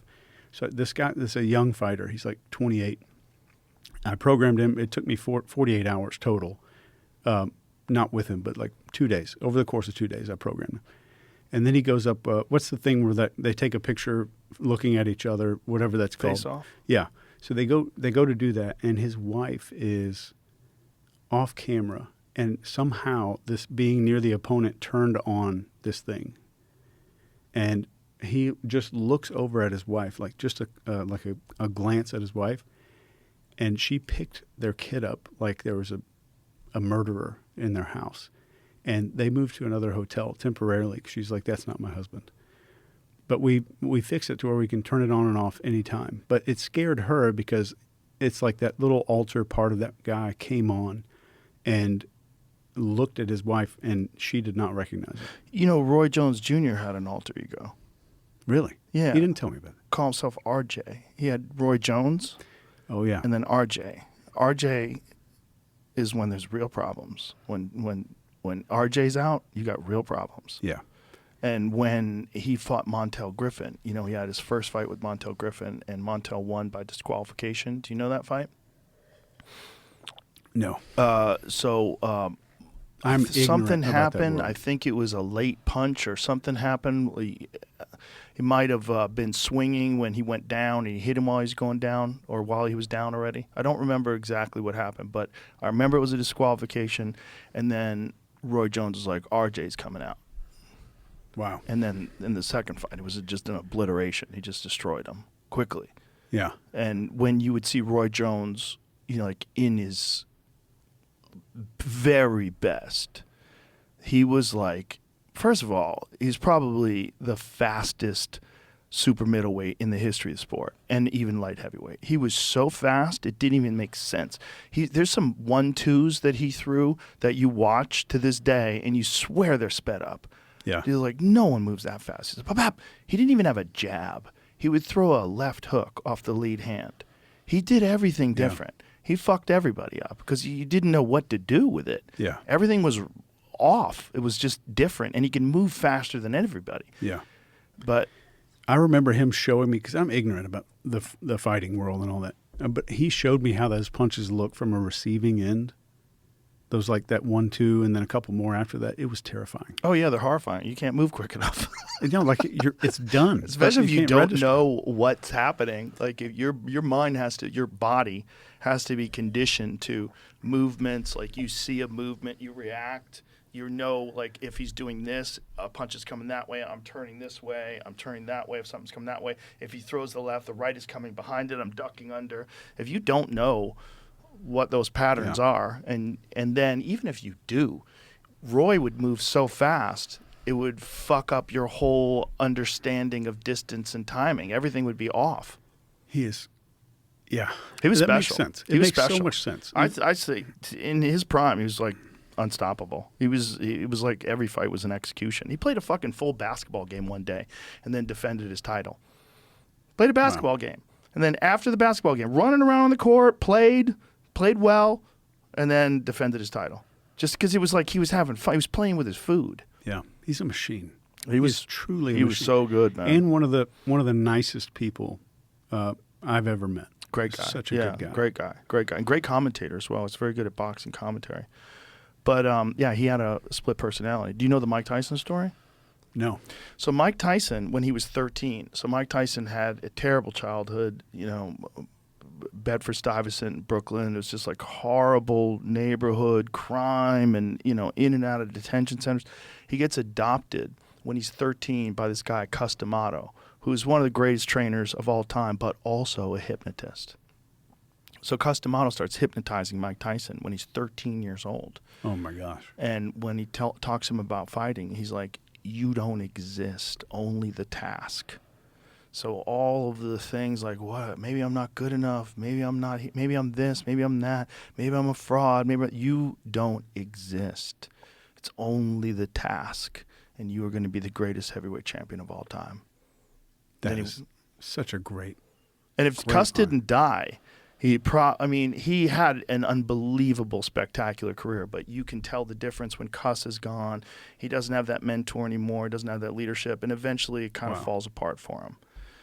He wins the title when Cus had already been dead, but then defends the title. He was just unstoppable. He was so much better than everybody else. But slowly but surely, up until the Buster Douglas fight, you see like this deterioration of his discipline, and he's sort of just resting on his laurels and fear. Everyone was so terrified of him. By the time they got into the ring, they were already beaten. Yeah. You'd see the look in their eye when he was staring at you. They would be like, "Oh, fuck." And so if Cus was still alive, like, who knows what he would have accomplished? Who knows? He probably would have never lost. If Cus stayed alive, if Cus was like slightly younger and was able to make it with him deep into his career, who knows? Yeah. But hypnotized him when he was 13. And that's early. I mean, you're still getting your formative identity and beliefs about the world. Also, you all of a sudden have love in your life. All of a sudden you have respect. All of a sudden you have people who appreciate you for what you do. And so you really like dig into this thing. Yeah. So Jim Jacobs was his manager, and Jim Jacobs is also an archivist. He has the greatest archive of boxing films in the world at the time.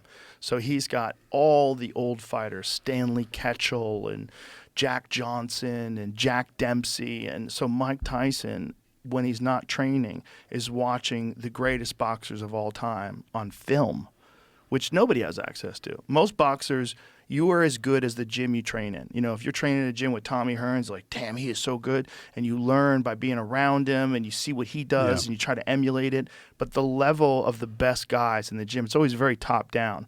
The best gyms always have some fucking assassins at the very top, world champions, top of the food chain guys, and everybody else sort of like follows their beat, and you absorb. Well, Mike Tyson was absorbing from everybody. He was absorbing from Joe Louis and Sugar Ray Robinson. He was watching everybody. Archie Moore. He was watching all the greats. Just hours and hours and hours and hours of studying films. So it was proximity. So it was everything. He got proximity and like exposure to all that, and nobody else. And genetics.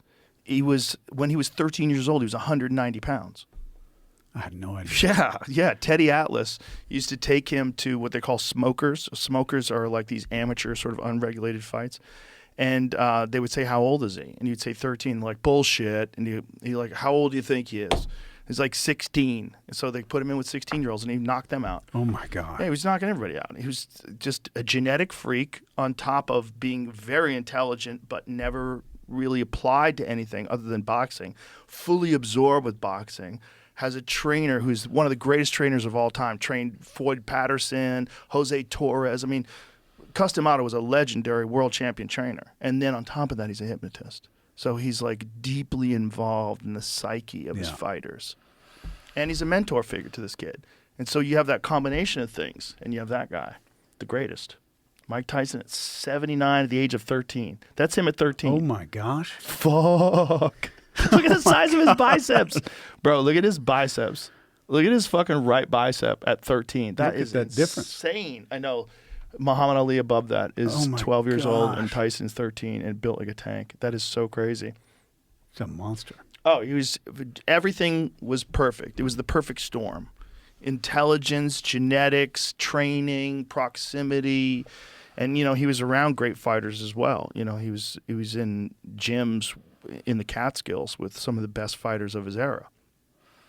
Does he credit like psychedelics for his this transformation that he's made? He does talk about it. Yeah, he does talk about it. I'm sure it had an impact on him. That and marijuana, both of those things had an impact on him.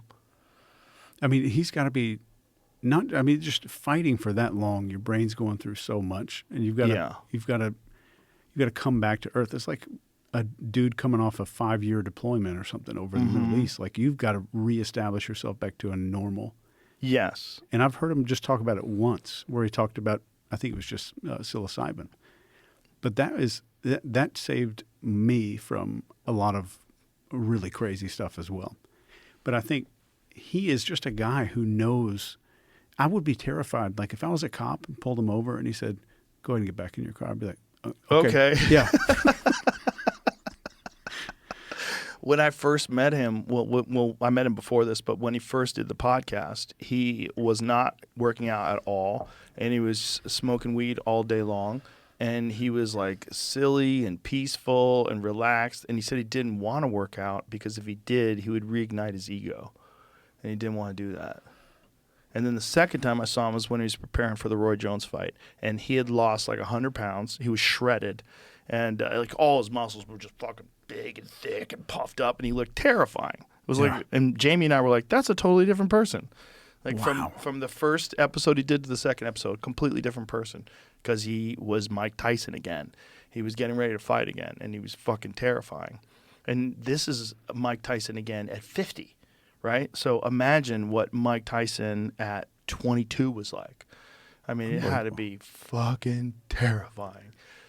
I bet he won so many fights just psychologically. Oh, yeah. Just standing across the ring looking at that guy, even if I was a good fighter. Yeah. I'm like, man. Yeah, everybody was terrified of him. You're standing there like, why am I doing this? Uh-huh. Yeah, he had an aura, and all the greats have auras like that. Roy Jones had that aura in his prime too, where you knew the fighter that he was facing was fucked.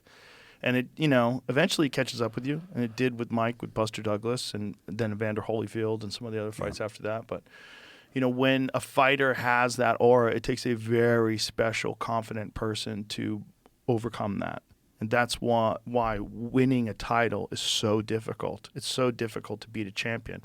Is the psychological, especially if you've never had a championship fight and you're fighting someone like, Anderson Silva in his prime, who had just been dominating his division. This is your first world title fight.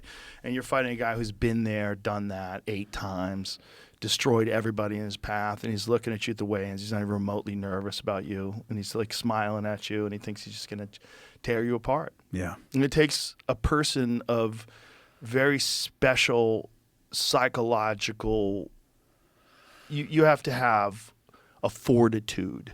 Your mind has to be so fucking strong to be able to handle that moment, because it's not just the physical fight of skills, it's also the moment. Yeah. And the moment is overwhelming. It's so different than everything else. You want to talk about novelty. The novelty of a world title fight. I mean, just imagine someone backstage at the UFC there's 4 fights before you get on, and you're watching people get knocked out and head kicked. You're in the green room, and you're in the locker rooms rather, and you're warming up, you're practicing, you're hitting mitts, and you're thinking, what the fuck am I getting myself into? Like, what am I doing? And then you see Anderson Silva warming up, and you're like, oh, Jesus Christ, what am I doing? Like, you have to have a very special mind to be able to overcome that. And I think it's one of the reasons why a lot of fighters today are seeking out mental coaches. It's very common. And I first found about it through my friend Vinny Shorman, who has worked with a lot of MMA fighters and a lot of world championship kickboxers as well, and helped a lot of people with that. But there's quite a few different fighters now that utilize mental coaches and some sort of visualization coaching, and then where they have very specific goals in terms of how they want to walk out, what they want. They want to see the whole thing.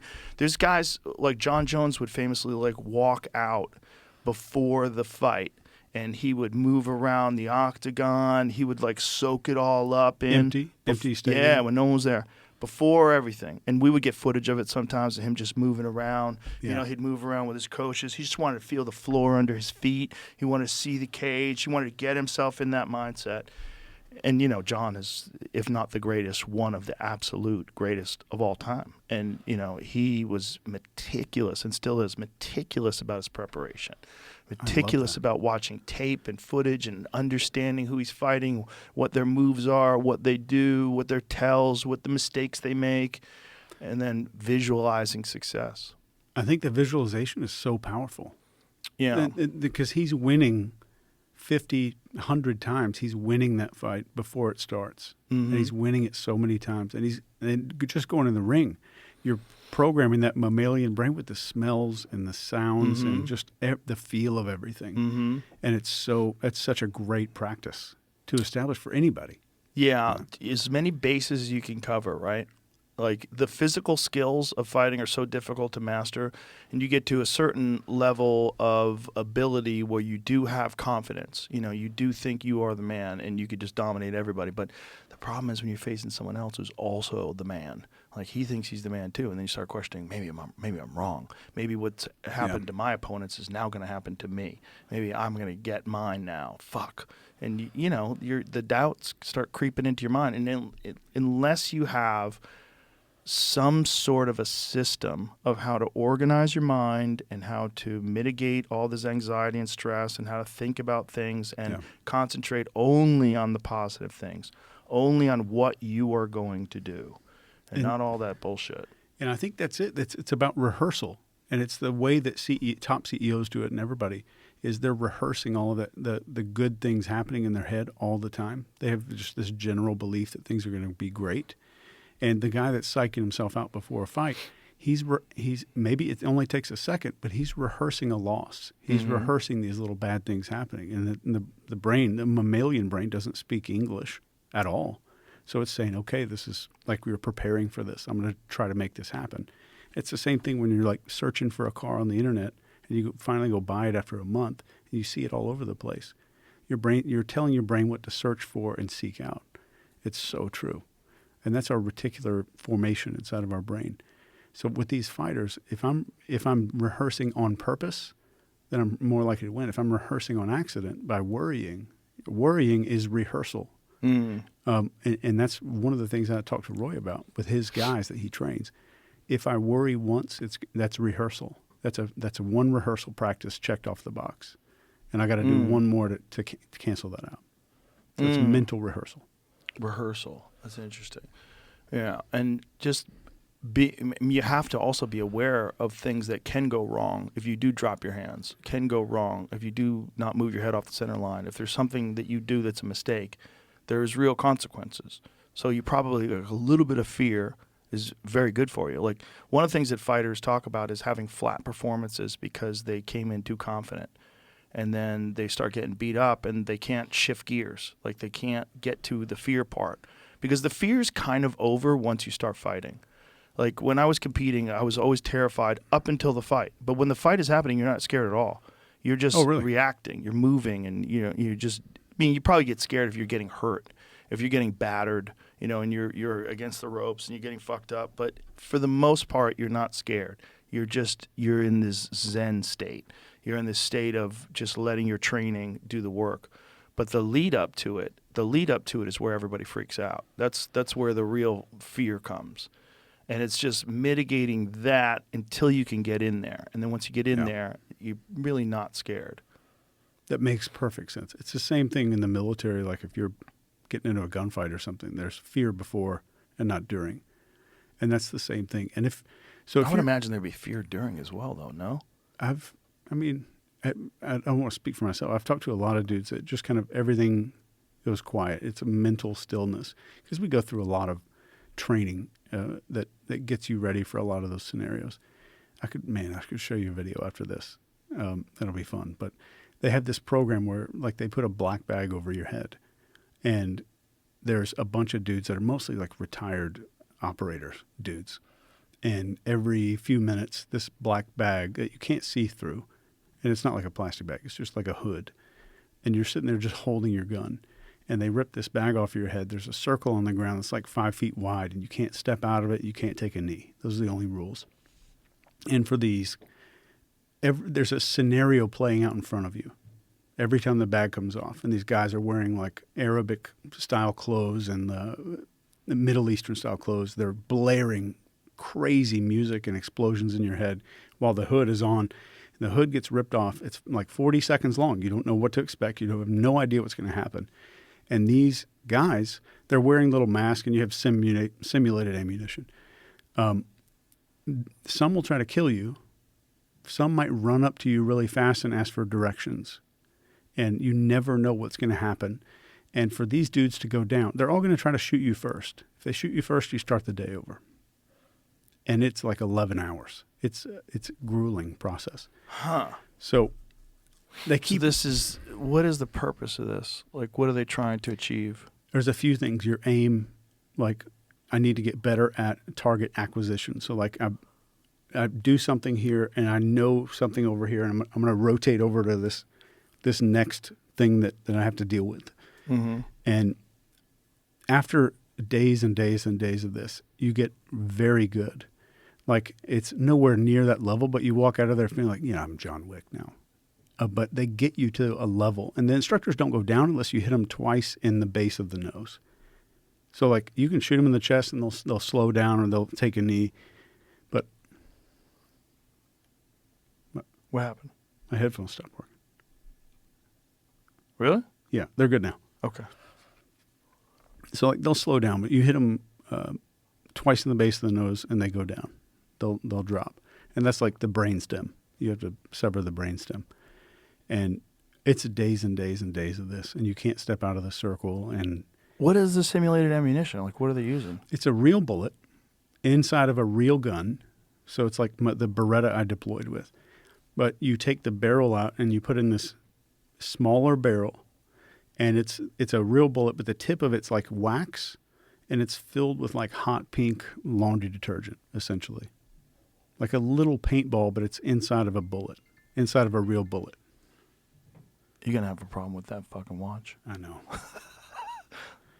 It's on airplane mode. I had one of those once. I wore it for one day, and it was buzzing during a podcast. I was like, all right, fuck this thing. Now it's going to go off over there, and you're going to have to reach for it. So these are the bullets that they use? Paintball training bullets. And so... Look at that, Joe. Yeah, airplane mode. Maybe it's someone important calling you. Isn't there, like, people on your list? Nope. No? Yeah, that's it. So those things, they just splatter on your face? Is that what it is? Yeah, I mean, the guys are wearing masks and stuff like that. Right. And but if it hits that area, then you go down. Yeah. Or you're done. Yeah. And then it's a lot of critical judgment and decision making. There might be a guy that walks up to you and he's holding an axe over his shoulder, but it's just like a farmer. Because maybe the younger guys are like, oh, there's a dude, there's a weapon, he needs to die. Right. But he has no intent, right? So you can't just shoot people because they have a weapon over there. So it's a really good training for judgment and just that fast decision making. Okay.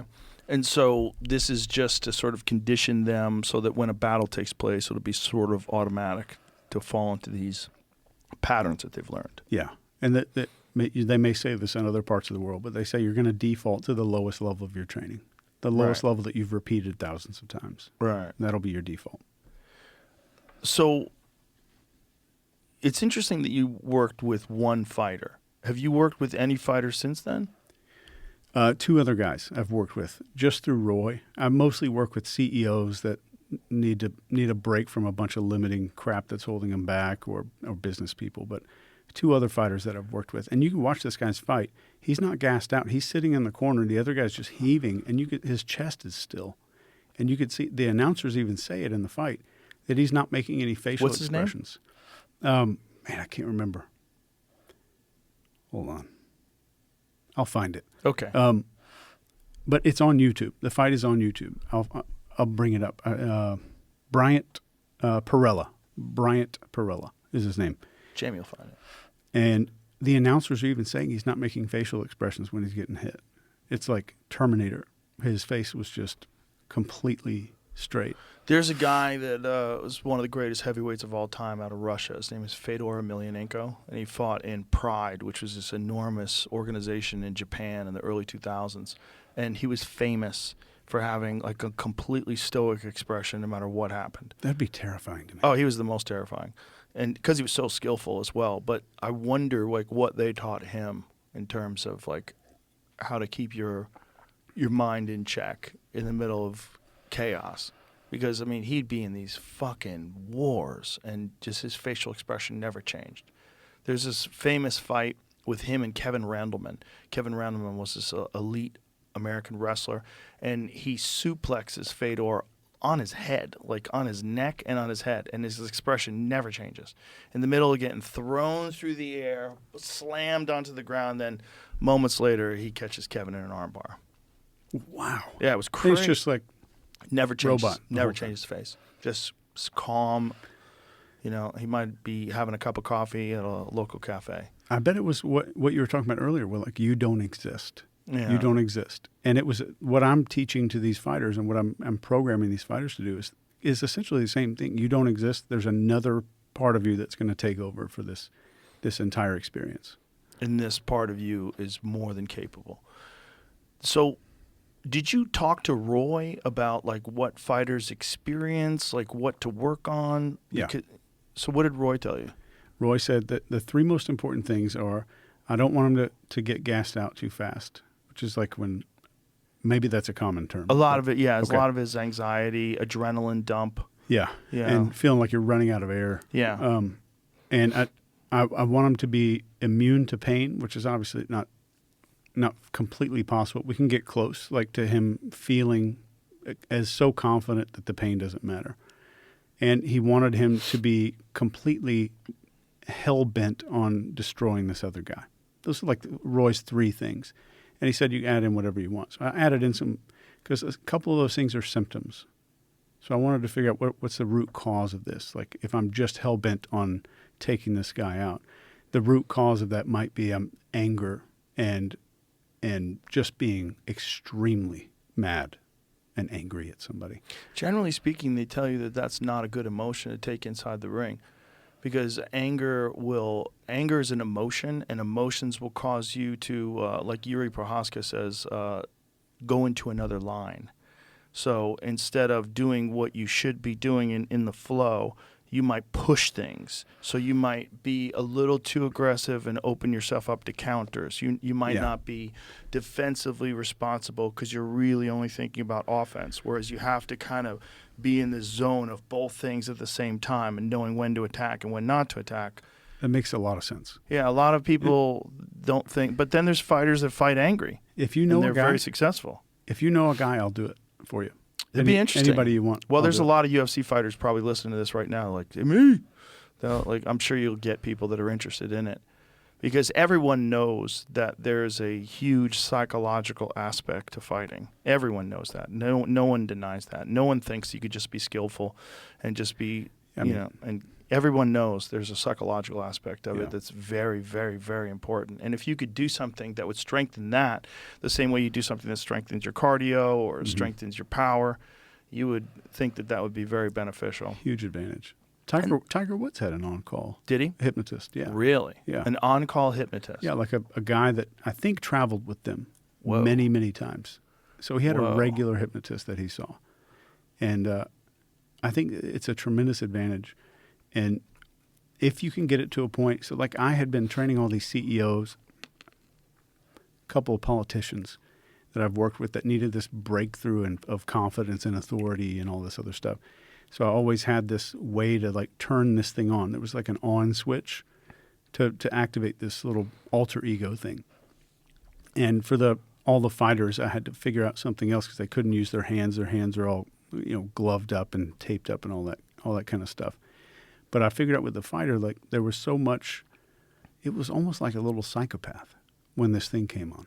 And you can see it in Bryant's face on this fight. And You got footage of him, Jamie? I'm sorry. I was looking at Tigers.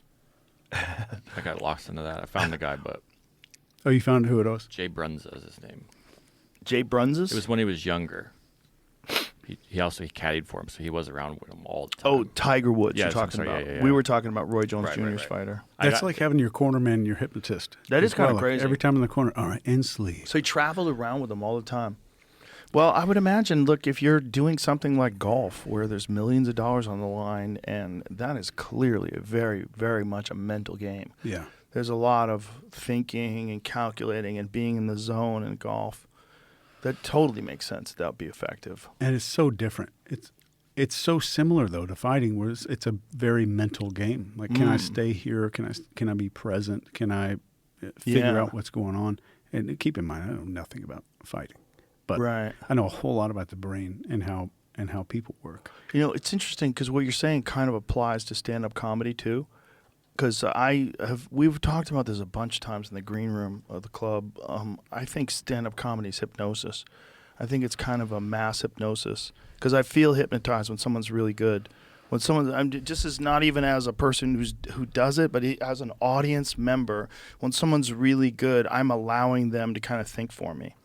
I'm going with the way they think about things. When someone's really funny and I really enjoy watching them, I'm in their mind. They're taking me on a journey. They're like holding my hand and telling me where we're going. Yeah. And if someone's really good, you let them. I've never thought about that before, but that's it. You're bypassing your own critical factor where I'm not criticizing this information because it's funny. Right. I want to hear it. I Yeah, want to well, accept it. that's why jokes work when you know the person doesn't really believe that. They don't want to, they're saying crazy Yeah. shit, but you're laughing anyway because you know what they're doing. They're just taking you on a fun ride. It's like a fun ride through jokes. And when you're doing it, there's this moment that you want to achieve where you're essentially a passenger. You're not even really the driver. As a comedian. Yeah, Okay. you're kind of the passenger. And the set sort of takes over and you are just going with where it wants to go. And when the subjects come up, if you're not completely invested in what that subject is, the audience knows. You can say the words the right way with the right timing and they won't work. There's like something about it. But Yeah. if you're locked in, the audience gets locked in with you. And it's the difference between someone who can't figure it out and someone who becomes successful. It's like realizing that you can't talk about something while you're not thinking about it. You have to be thinking about that thing, and you have to be invested in it. It has to be real to you.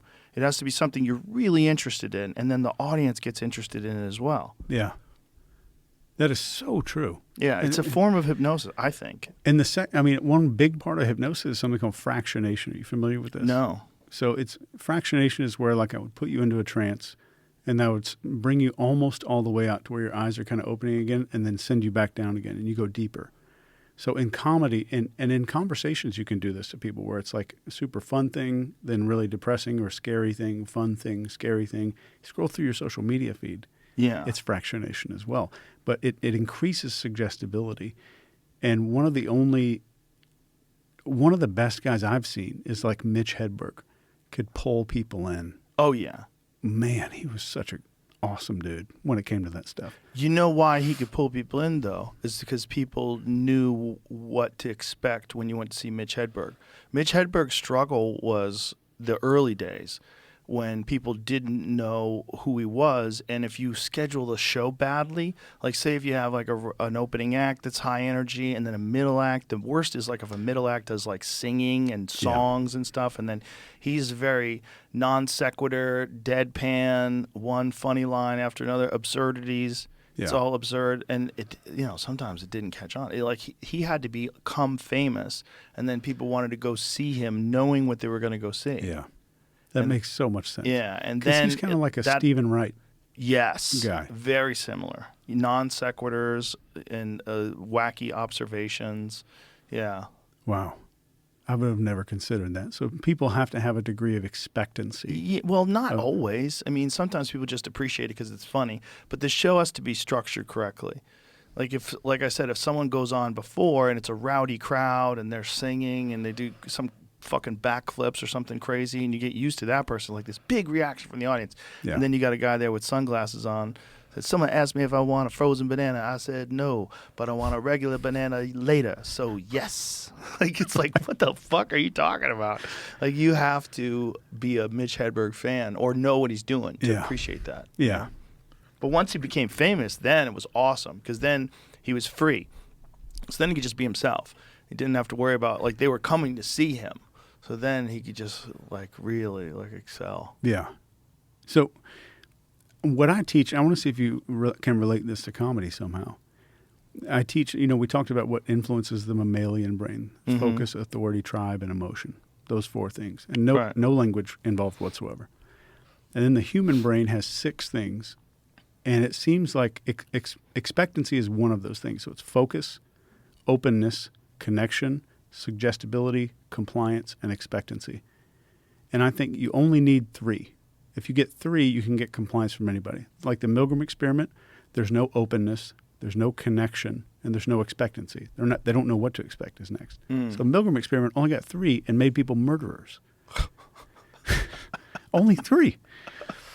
So as a comic, if you're on stage, you have to generate that focus. You want to create some level of openness with the people in the crowd so they're open to receiving, and suggestibility, I guess, would have to be in there. Right? And connection would be a huge one. Yeah, there's a lot of things going on. But there's so much that goes into planning a show that I never thought about until just when you said that. Like you have to keep the energy level at the right balance. You also have to have the right mindset before you go on stage. Like the worst thing that can happen is before you go on stage, something happens that throws you off. Like you get a phone call from a loved one, like something goes wrong at your house, like you're in a car accident, like something happens before you go on stage and you're fucked up. That's a bad one. Yeah. Yeah. That happened to me yesterday. What happened? Because you got the biggest show, I think, in the world, biggest podcast in the world. And for the first time in a year and a half, I had seizures yesterday. Oh, my God. Just yesterday. You think it's because of this show? The show put you into a seizure? I forgot to take methylene blue for 3 days straight. Oh. And the seizures came back. Wow. How bad was it? They were like a minute and a half. But one of them, we were on the way to a restaurant. And I was like holding our daughter, who's like 13 months old. Oh, Jesus. And it was just, but it's not like a crazy seizure. It's just like your head falls down. But I thought I'm going to have a seizure on Rogan. And, oh, no. I would, if it happened, I would beg you to keep it in. Have there been studies on methylene blue and seizures where are doctors recommending this stuff? Absolutely. I've published papers on it. So doctors are backing it up. There's tons and tons of studies. And these are major universities. It's not like Jimbo's College down in Mexico City or something. These are major universities. Neurodegenerative disorders like Parkinson's, myasthenia gravis, ALS, and epileptic disorders. So anybody that's got epilepsy, this is neuroprotective, and then it's also neurogenerative. It helps you to get to a point where you can make new neurons, and it helps your mitochondria so much, your neuron mitochondria. Wow. And like mitochondria make up 6% of your body weight. It's like we got a lot. Really? Yeah. We have a ton, and they don't have human DNA. I thought you might like that. What does mitochondria have? It's its own DNA. they think it was like original from bacteria and then formed a relationship with single-celled organisms and then became human or became animals, mammals. And mitochondria do not share DNA with humans. Whoa. And they power our cells. It's pretty cool. And methylene blue helps them. Yes. There's a whole lot. And the reason red light is effective is because of this chemical called cytochrome C oxidase. And it's absorbing so much of that red light to where there's photons going down into the mitochondria helping to generate ATP. I mean, it is... I mean, I'm not like saying click the link down below or anything Right. like that. It saved my life. Is there anything that people should be worried about with that stuff? Like other than taking SSRIs, what happens if you take too much of it? Like I'm not a doctor, but taking too much of it can be toxic. But I mean, taking too much aspirin will do the same thing. Right. So it's hormesis is what they call this, where I'm like at the right amount, it's helpful. So that's a hormetic effect. And what's the effective dose again? Per body weight? My dose, I can't tell anybody what to do. But the dose I take is about 1 to 2 milligrams per kilogram per day. And then I'll take 1 day off like once a week, maybe. Sometimes I'll Okay. just keep going. So if I'm 70 kilograms and I'm taking 2 milligrams per kilogram, I'm going to take 140 milligrams per day, all at one time. Usually just in the morning. And it is so cool. I've heard people say that they feel a cognitive benefit from it as well. Oh, yeah. Yeah? I think it's just generating a lot more energy in your brain because there's ATP just going out everywhere. This sounds like one of those things, though, where we're talking about this. I'm like, man, one day this is going to bite everybody in the ass. Like, this sounds like one of those ones where it's almost too good to be true. I know. It's backed by 120 years of research. I was just Googling the weight of them, and this is the best I could find. for Okay, it information. says due to their tiny size, individual mitochondria weigh an incredibly small amount, particularly negligible, but collectively in the human body, total weight of all mitochondria would be estimated in the range of a few milligrams. However, the exact rate can be dependent on factors like body mass and cell type. Well, that doesn't sound like 6% of your body. I don't think that's correct. But that's AI overview. It can't be wrong. Oh, that's right. Sorry. Interesting. Where did you hear this from? A professor of mine. So maybe Maybe he's dealing with old information. might be. Yeah, I a don't know. I milligrams, definitely don't know. not 6% of your body I think weight. it's a lot more than that. Okay, but either way, But- it's a part of your body. And it's like the most important thing in our bodies is mitochondria. So we get inflammation and we have all these disorders. It starts with some kind of dysfunction with mitochondria most of the time, as I understand it. So the doctor that got me on this mitochondrial health regimen, which is methylene blue plus high dose melatonin, and this is like 200 milligrams. And do you take it during the day? Oh no, like melatonin at night? right around sunset, where my body's kind of naturally wanting to I get have heard some. people talk about the side effects of melatonin and that taking exogenous melatonin, it might not be the best idea. Right, melatonin doesn't have a rebound. It effect. doesn't. No. No. So it doesn't have an effect on your body's ability to produce it either. No. No. No. Your So body there's no continues to go. negative side effects. Well, people think there's negative side effects of everything, right?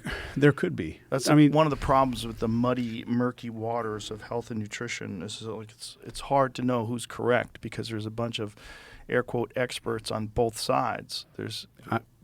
what I'm saying is it's correct for me because it's solving the problem of me.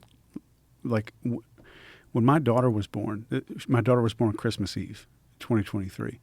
When I was driving my wife to the hospital at that time, I didn't know who she was.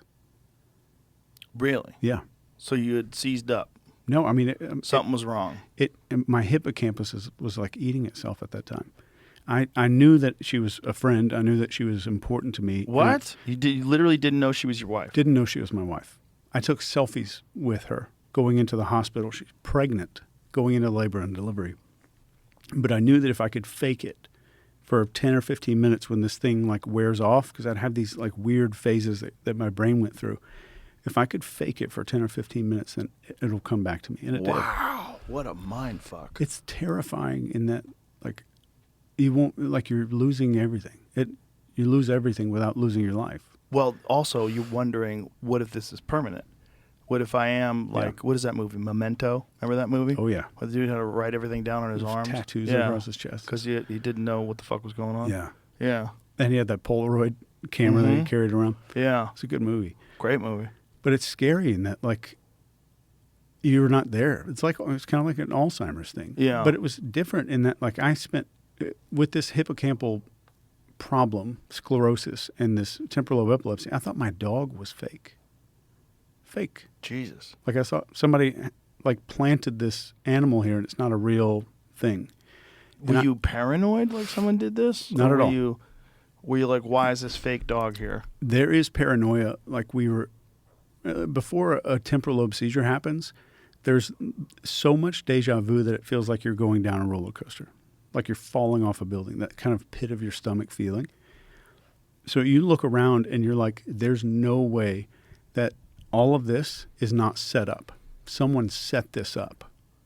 So there is paranoia there, like right as a seizure starts, because everything starts looking like I've seen every single detail right here before. Someone's setting me up, and then boom, seizure starts.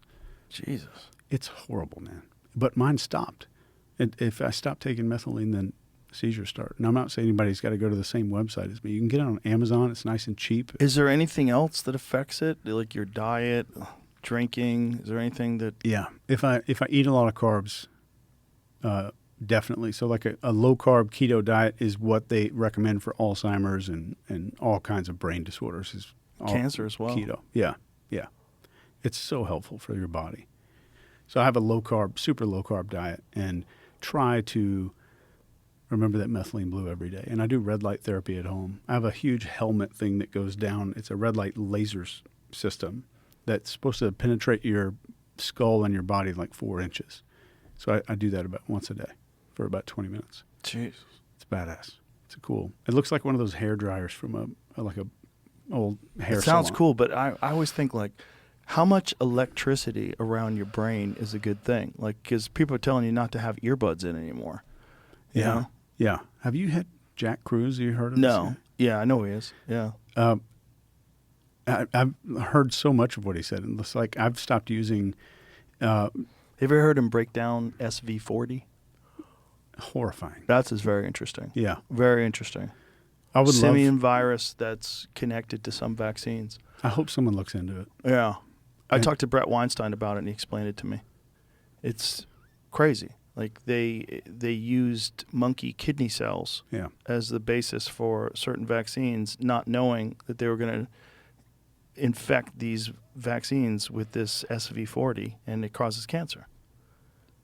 awful. Yeah. And it's just like I'm not educated on medicine, so like I don't know, like, is that a common thing? Have they done it with a whole bunch of other stuff, and we're just looking at this one thing? I don't think I'm educated enough on that to know a lot about it. But hearing Jack describe that was terrifying, just terrifying. Yeah. And there's so many other things that are coming out, just one after the other, with this stuff that was going on with the vaccines and all that. Mm-hmm. If I can even say that word. But, Well, you can now that Robert F. Kennedy Jr. is the head of HHS. yeah, thank goodness. It's going to be interesting to see what he uncovers. Can we do a Yeah, pee break? Take a pee break. Okay. We'll be right back. So what you were saying about what you teach to governments? So we teach the government guys, like PsyOps guys, a lot. And we teach them a system called neurocognitive intelligence. It's essentially, how do I identify in a population or one person some behavioral patterns? And if I can identify behavioral patterns, then I can predict future behavior. And if I can predict it, I can influence it to another direction. And it's pretty easy if you just kind of get these basics down. And the first thing that we teach is this thing called the childhood triangle. And this is, what did I do around the age of 8 for safety, friends, and rewards? So what did I do to feel safe? What did I do to make or keep friends? And what did I do to get some kind of reward? For some kids, a reward was like their parents complimenting them. Some kids, a reward was like water or food, depending on your life, how you were brought up. But if you look at adult behavior, when you see these patterns of how adults deal with conflict, you're seeing most of the time how they dealt with conflict as a kid, because we're carrying all these childhood patterns into adulthood all the time. It is so common So when we have a habit of dealing with conflict, even in a relationship, not even a work thing, we're spotting these little childhood patterns of safety, friends, and rewards almost all the time. And if I can spot that, that's like a step one of developing a pretty deep behavior profile of a human being. Does that make any sense? Yeah, it does. Okay. And then step two is identify social needs. And this is like, what do we need from other people? And there's six of these. And this is like significance, acceptance, approval, intelligence, pity, and strength. And of course, that's not all human needs. But those are the 6 that you can spot pretty easily and that you can leverage pretty easily when it's persuasion and influence. If I'm training an intelligence guy to go recruit somebody overseas, right? He's got to be able to spot these things because we're spotting what this person needs. So if I'm in a conversation and somebody says, well, I've been a CEO for 20 years, I manage 9,000 people at this company, there's a significance statement, right? So we hear these statements in conversation all the time, but we hear them just kind of passively instead of understanding what's being revealed in a conversation. So if I hear a person speak, you'll hear one of those 6 in almost every conversation. Even if it's a 2-minute conversation with an Uber driver, you're going to hear some of these statements come out. And the acceptance would be like, I need to be part of groups.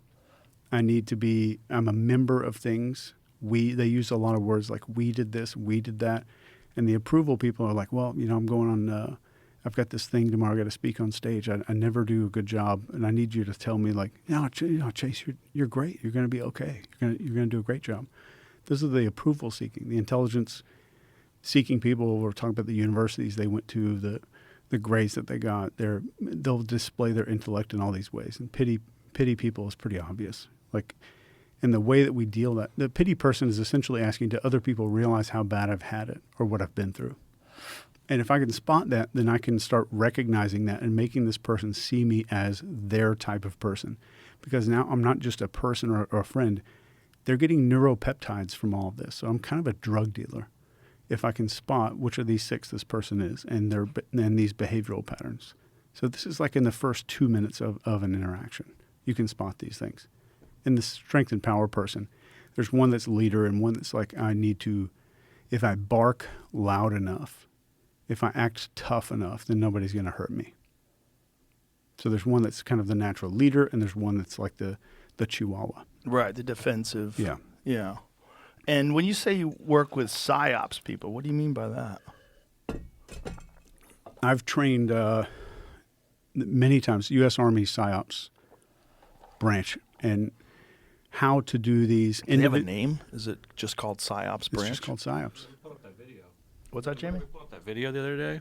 Which one? That crazy trailer. We ended the podcast with it. It was like on the PSYOP YouTube channel. It's their commercial. Oh, right. That video's crazy. There's a couple cool. of them, right? It was cool. They're very cool, but it's Yeah. crazy. Yeah.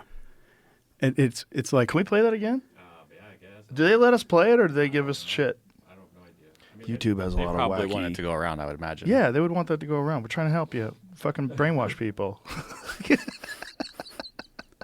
We're on your side. We're American. you know who Edward Bernays is?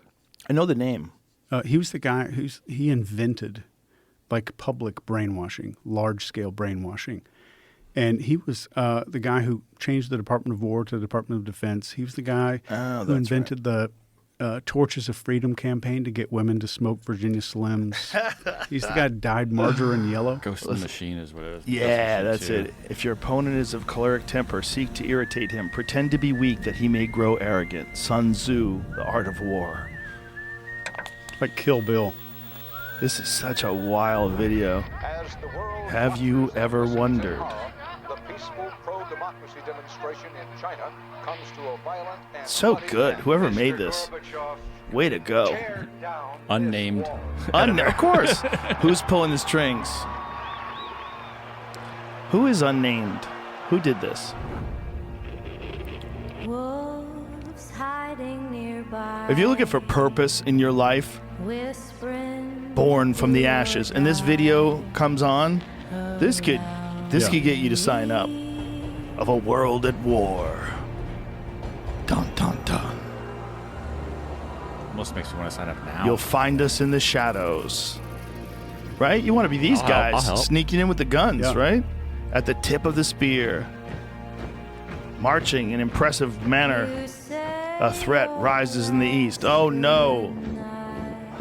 The music helps a lot. Oh yeah. It really does. Warfare. Metallica Look at instead they're of- back to the Mongols. This is crazy. And then they shift from that to modern military. Antifa, scrolling, all the world's a stage. There is another very important phase of warfare. It has as its target not the body, but the mind of the enemy. Target of psychological warfare. Anybody wanting to be in control of stuff, Yeah. this would be just so like, okay, Oh, yeah. I'm gonna go be in charge of everything. Intoxicating. Anything we touch is a weapon. Dun, dun, dun. We can deceive, persuade, change. I wonder if they can now with Doge. I wonder if USA getting crippled will have an impact on I that. bet it will. Probably. I bet it will. I don't know if that's good or bad. So these, if you know how to speak to a person and you can get them into an identity agreement early on in that conversation, you can do anything. And if you just look at Milgram, all they use. So remember we talked about those 6 things that influence a person. Mm-hmm. Look at that Milgram experiment. There's only 3. If you look at that the lines experiment, a person guessing which line is the longer or which line matches, there's only a few in there, and you get absolute compliance from that. So if you can do that and then get somebody to make an identity agreement, like what kind of person are you? So as just to put this in practical terms, like I'm training a real estate person one-on-one. They're like, well, how do I get these clients to behave like this at the end? So you get them to agree at the beginning. And like, so one of these lines would be like, when I first started learning real estate, they told me that I'm only ever going to deal with 3 types of clients. They're going to be like, the first ones are the doubters. And these are the people that doubt everything because maybe they had a hard childhood or they got screwed over so many times that they doubt just everything, which leads them to never taking action. The next ones are the delayers. These people just push everything off in their life and blah, blah, blah. And then we have the deciders. And these people get all the information that they possibly need and they make a decision. So without me even, if I'm the real estate person, without me even telling you or you agreeing or saying what you are, I've got you to subconsciously or to privately make an agreement in your head that you are probably in category 3. And that's within the first 10 minutes of meeting somebody. So I've started to compromise identity in just a few minutes. Mm. And if I also know that you have these behavioral patterns and I also know that you seek significance, right before I say that, I might say, Joe, it's obvious you make a tremendous difference around here. I know a lot of these people really look up to you. And I looked up to my mentor who taught me this stuff, real estate, and he said there's only 3 types of clients. So now I've got your dopamine levels up. I've got your neurotransmitter levels up as a little verbal drug dealer to get you kind of addicted to what's going on here. Then I pull you into this identity trap. That's like 45 seconds where I've got you hooked into identity. And it's just a small piece, but I've got you hooked in to begin with. And I've got you to agree that you are a certain type of person. That's the key. Am I the type of person who blank? Did you see a lot of the characteristics of this kind of psyop interaction with the public during the COVID pandemic?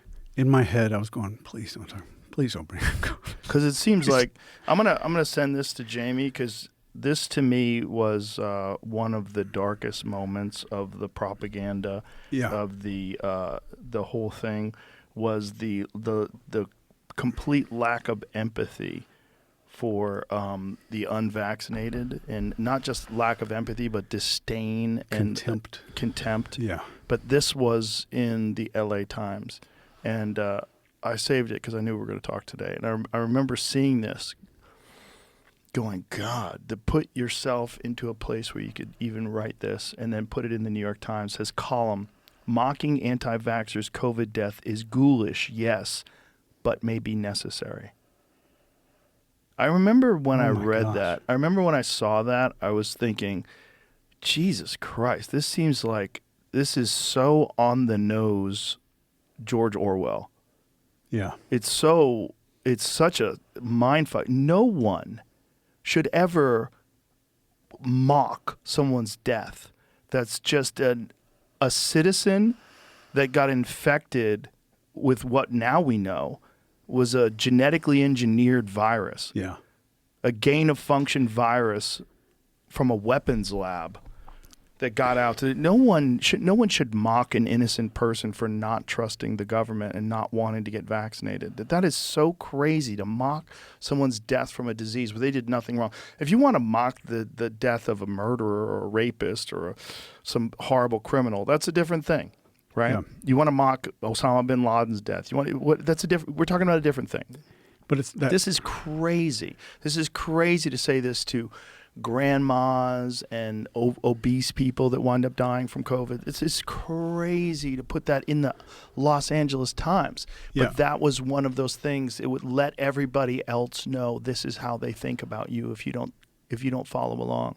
Yeah. And the tribe will get you. Yeah. Especially that artificially simulated tribe Uh-huh. where there's millions of people that are going to be angry with you. People Yeah. you don't even know. And a lot of them are bots.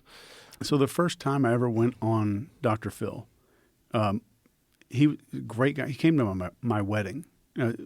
He's a close friend now, but I've never met him before. I was some ex-military guy. It's like a tobacco chewing dude in the military. And I'm going on Dr. Phil. And I'm like, man, how do I act what do I do if I'm nervous? And he's like, man, you have a horrible disease. And this is what Phil said. Chase, you've got a horrible disease. You have a need for love from strangers. Whoa. And that changed me, man.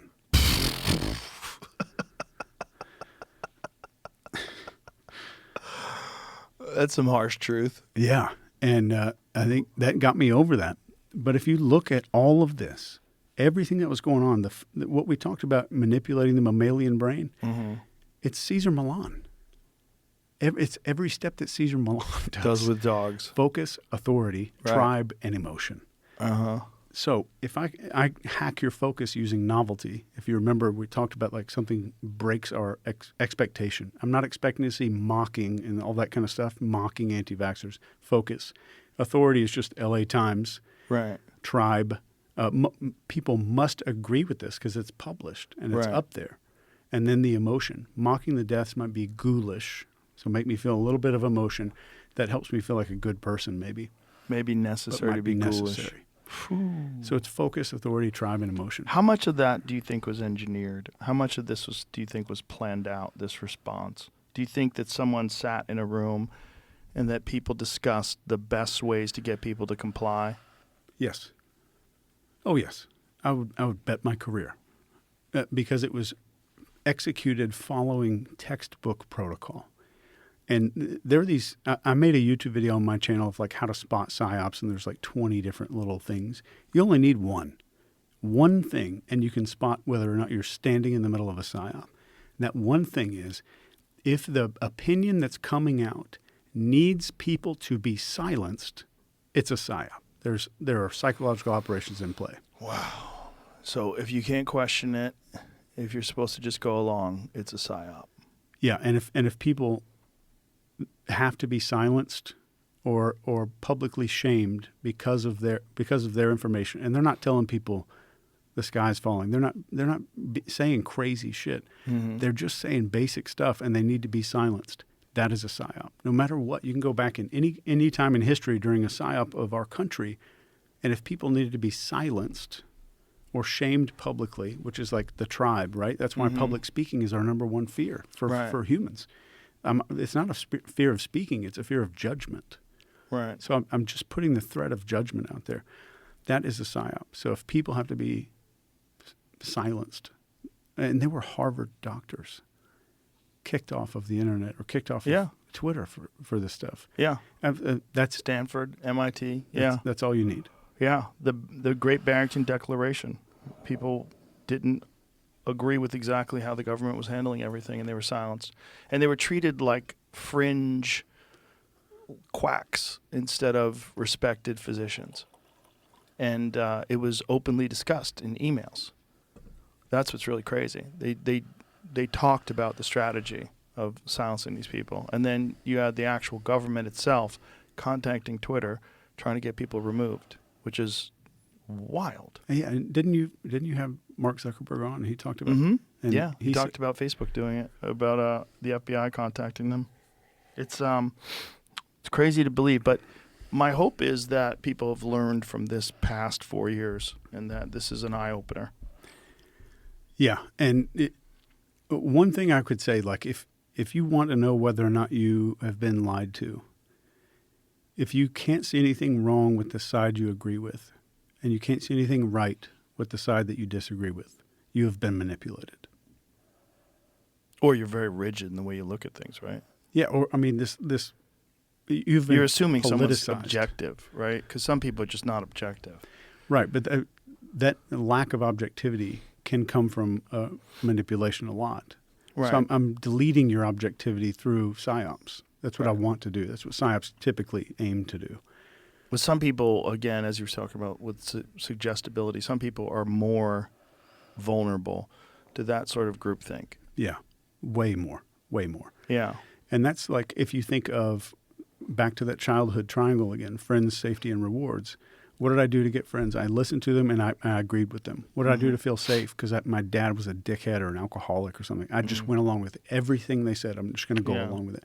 So you may, and I'm not saying that's the recipe for suggestibility, but that may be the reason someone grows up that way. That's just how I lived as a child. Those were my little scripts to survive as a kid, as an innocent little kid. And there's so many psyops that are happening all the time. But some of them, when you say psyops, a really, really good infomercial is a psyop. Right. So what we're talking about is a large scale. Right. One of the things that I thought was fascinating about the psyop of the whole pandemic was that there were people that weren't even benefiting from being a part of it that were working for the psyop. And you saw people that were making videos mocking people that were unvaccinated or calling them. One of my favorite was Keith Olbermann. You ever see the Keith Olbermann one? No. That guy was a great sportscaster. I don't know what the fuck happened to him, but he has this one video where he gets vaccinated and shows you his card and tells you that everybody who's not getting the vaccine are scared. Vaccine hesitancy. You're scared. And he's like yelling, you're scared. And he's like on his balcony in Manhattan. It's like so out of touch because he obviously lives in this really nice place, beautiful view behind him, and he's talking about how these people are scared because they're not getting the vaccine. Like, scared of what? Like, what are you scared of? Is there something to be scared of? Yeah. You're scared of side effects from a fucking new medicine. Experimental. Because there's been so many times in the past where we've seen they launch a new medicine and there's a host of side effects that the fucking pharmaceutical drug companies probably knew about and didn't tell everybody. Like, but you're scared. You're scared. See if you can find it. It's wonderful because it's so kooky. You just watch him yelling and screaming. It's like, this is so ineffective. And this is how everything is. Like they drugged everybody with LSD. Oh yeah, we gave Indians smallpox, or we fill in the blank. Oh yeah, we did that for this year and this decade and this decade and this decade, and it continued on, but not now. Not now. If not, we don't do that Come anymore. on, Chase. This Why is would we do America. that now? This is America, Joe. This is not how we operate today. We are moral. We are the leaders of the free world. Yeah. Have you found it? I think this is it, right? Yeah, this is it. Give me some volume. So he's getting his shot with his stupid mask on. He's got his shot. He's Mission got his accomplished. And it is time to stop coddling them, the ones who won't get the damn shot already. And our first step, you and I, is symbols, the language we use. We call these people vaccine hesitant, vaccine skeptics, anti-vax. We say they're protesting mandates and passports. They're making a personal choice. They're waiting for more information. They're making a medical decision. Bullshit! They're afraid. They're afraid to get vaccinated. Correct. Stop feeding their egos about what they're doing. Stop legitimizing it. Vaccine hesitant, they're afraid. Vaccine skeptics, they're afraid.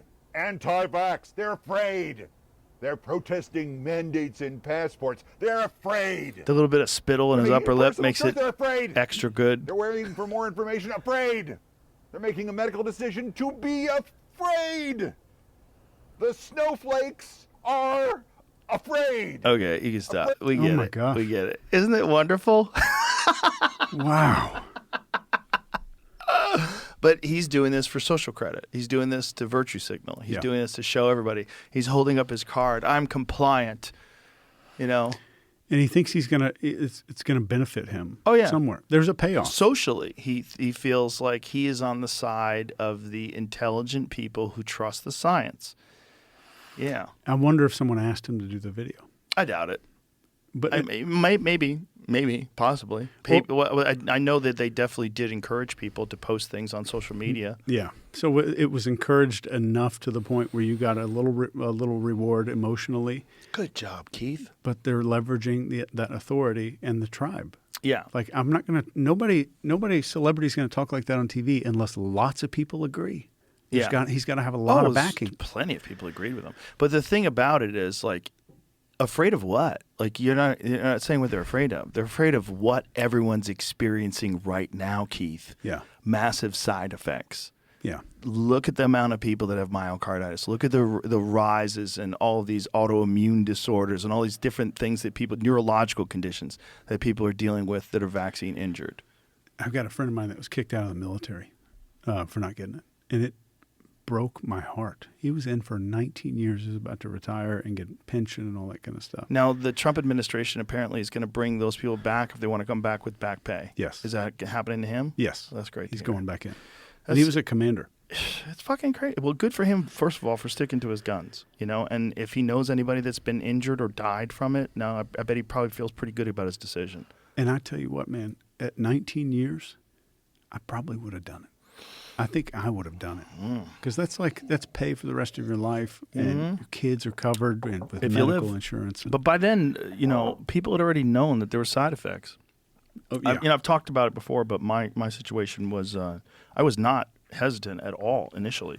The UFC had allocated a bunch of the vaccines for their employees, and we were doing shows during the pandemic.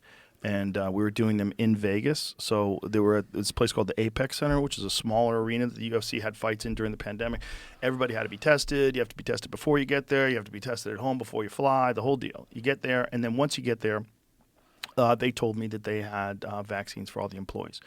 So I called the doctor, and I said, hey, can I do it while I'm here? I was going to do it the day of the fight. I thought it was like the flu shot, like whatever. I think most people did. I had no fear of vaccines at all before this point. I'd never read any books about vaccines. Yeah. I thought anybody who was an anti-vaxxer was a kook. Vaccines are the reason why we don't have polio and smallpox, all these different things, right? So they tell me that I would have to come back on Monday. I can't come back on Monday, or I'd have to go to the clinic on Monday. They have to do it there. They can't do it at the arena. I said, I can't, but I'll be back in 2 weeks for the next fights. I'll do it then. In between the time I was supposed to be there and come back, it gets pulled from the market. So they had the Johnson & Johnson. It gets pulled for blood clots. Then 2 people I knew got strokes. Oh, God. And I was like, what the fuck is going on? Because, like, so many people were getting vaccinated. And if you have millions of people getting vaccinated, you're going to have some serious side effects occasionally. And I was around quite a few. And I started getting really nervous. And then when it came back, I'm like, do I have to take this thing? Because then they had pulled the Johnson & Johnson. And they were saying, well, you still get the Pfizer or the Moderna. I'm like, whoa. Like, what's going on here? What's going on? And then a bunch of people that I knew had it and got over it really quick. They got COVID. And then my family got it. And when my family got it, I was like, let me see if I can get it. Because, I didn't do anything different. I hugged my kids. I slept with my wife. Like, we hung out together. They were like, you're going to get sick. Everybody was sick in the house but me. And I was like, this is weird. I had 2 days where when I was working out, I felt kind of weak. Maybe that's because of your horse paste. Could be. I wasn't even taking horse paste at the time. I was taking nothing. I was just vitamins. I was constantly doing vitamins and nutrients. I was doing IV vitamins at the time once a week with NAD. I'm healthy. I work out a lot. But it was this narrative that if you are around it, you're definitely going to get it. And I was like, okay, well, that's not true. Yeah. Because I was fucking around it. And this was back then when everybody had it in my family. There was no vaccine. So I was like, okay, let me see what happens. And I didn't get it. And I was like, they all got over it, and then a bunch of my friends got it. Jamie got it. Everybody got over it. And I was like, this is not what everyone's saying. Everyone's saying it's a death sentence. Like, this is fucking weird. Yeah. This whole thing is weird. And then I eventually got sick because I was touring and I was doing arenas and I was like traveling around, and it wasn't that bad. It was like one day I felt real sick. It's like and a then cold. 2 days later, I made that video and CNN turned my face green. And I saw that editing. it was nuts. So that to me was fascinating. To be the subject of a psyop was fascinating. The day that I saw, I was on Twitter or something, and I saw someone did a side-by-side, original versus aired version when you were like greened. Listen, man, if I was really sick, I would tell everybody, hey, man, this is for real. I'm really fucking sick. Like, this is really scary because I'm very healthy. I very rarely get sick, and I'm fucking real sick. Like, do your best. Get vaccinated. Do whatever you got to do. But I was like, this is weird because this is not what everybody said it was going to be. This is not this death sentence. 3 days later, 6 days later, I'm working out with 100% energy. I had no problems at all. I did 10 rounds on the bag 6 days later just to see. I was like, let's see. I feel great. Like, let's see how I feel like endurance-wise. It was 100%. I felt totally normal 6 days later. It's like, this is what we shut the fucking world down for, and didn't tell anybody to get healthier, didn't tell anybody about vitamin D. I was very fortunate that I had a very good doctor who is very into nutrition, very into supplementation, and he was prescribing me quercetin and zinc, and you want to be really up on all your vitamin C and D and D3, and make sure that you take it with K2 and magnesium. Like, he was on the ball. So I was on the ball, and I was like, okay, why don't we tell people this? And how come everyone's mad at me? Why are you mad at me for getting healthy? This is crazy. Yeah. It was fascinating to watch that psyop.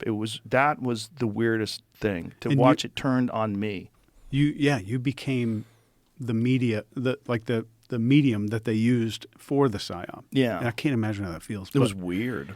It was weird, but I was also getting a lot of support too. It wasn't all people mad at me. There was a lot of people mad at me, but I just stayed off social media. But there was also a lot of people that were supporting me. Like, hey, why is he healthy?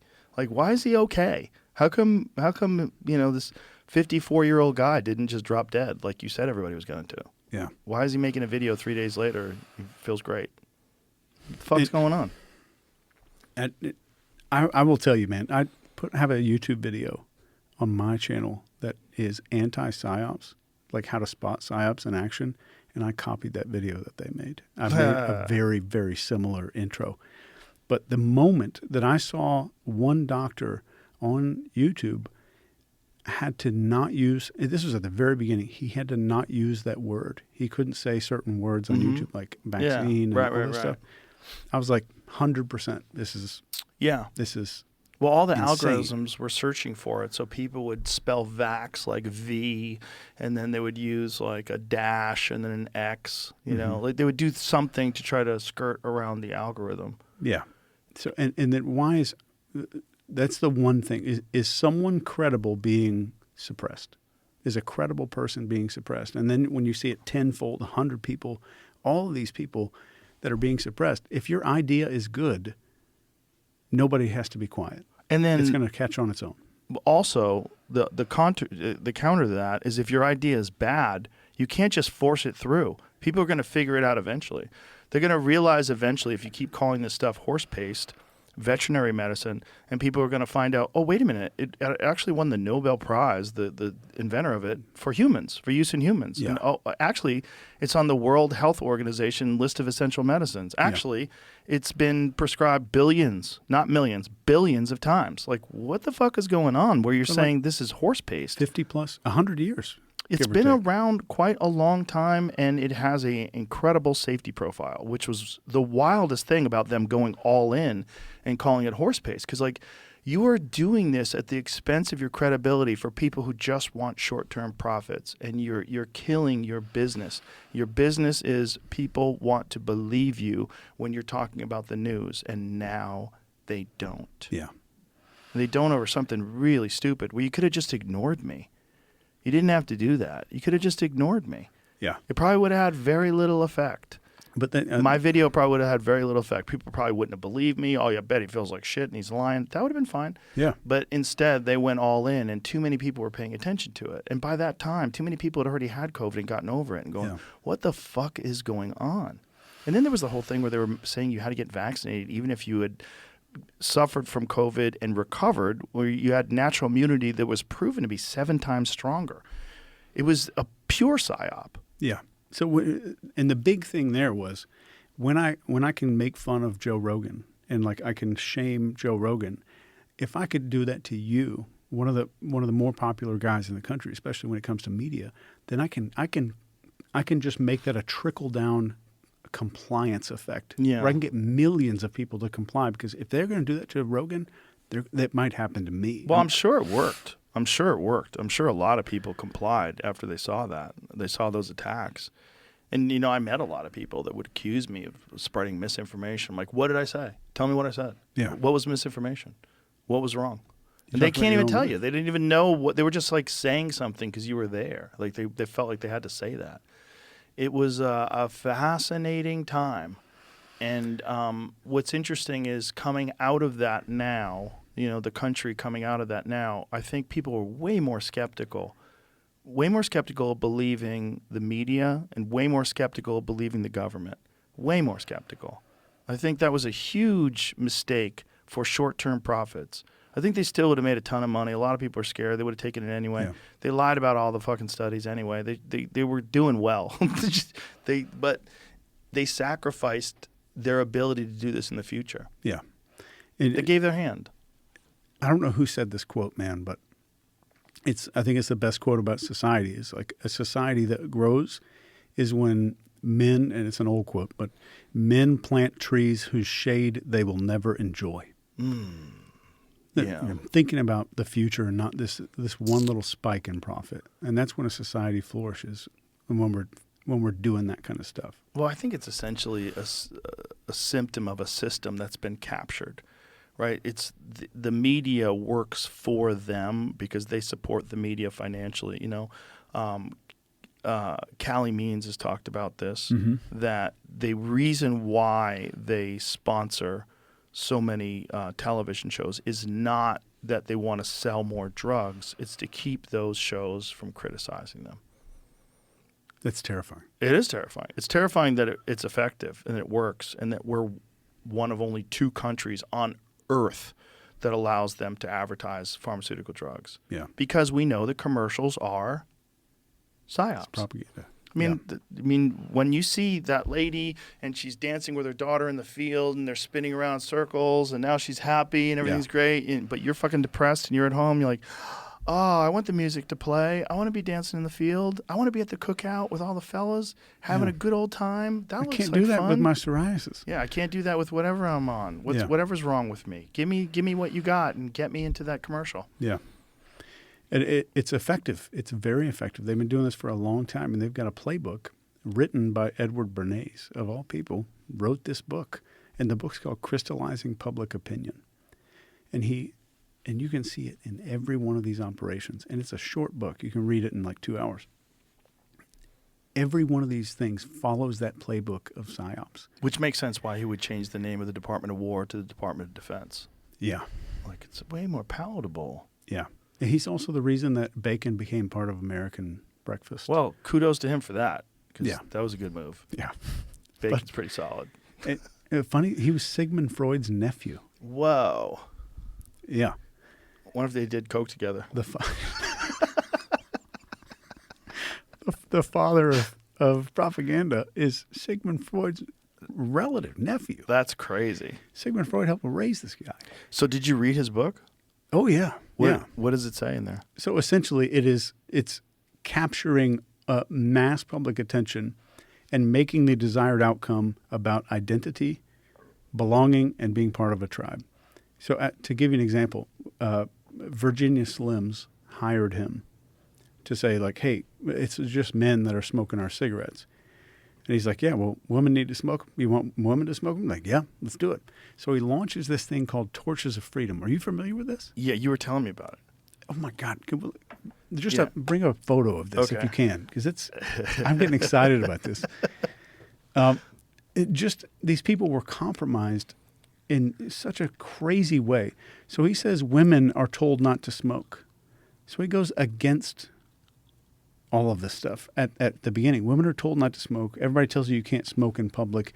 This is about women's rights. It has nothing to do with cigarettes. So he organized this massive women's rights movement.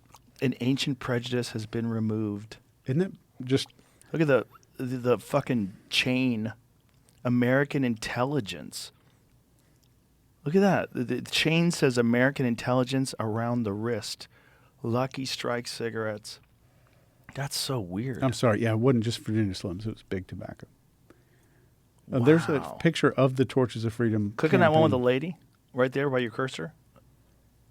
Keep a slender figure. That one. Believe in yourself.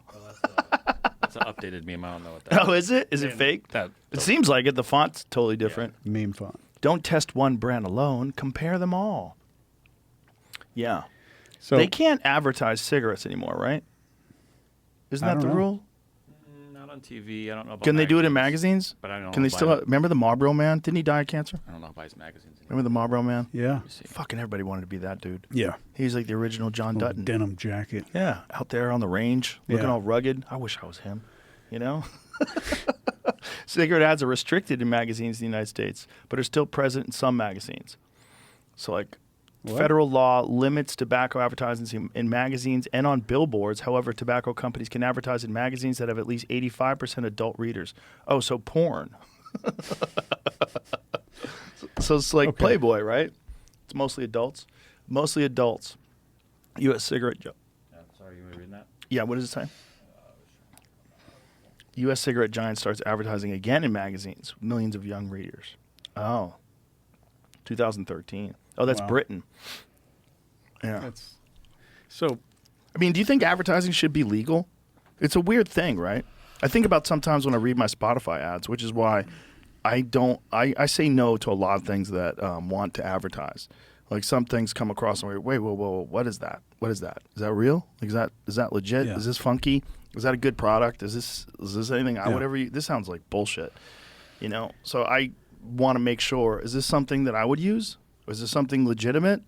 Because advertising is kind of creepy. It is. But it's not if it's cool. Like if you're doing an ad for a Corvette ZR1, I could do an ad for a ZR1. I'll tell you that fucking thing's the shit. It's amazing. Like you should know that if you get in one of those things and drive, it will be fucking incredible. That's real. Like it's a solid product. It's a real thing.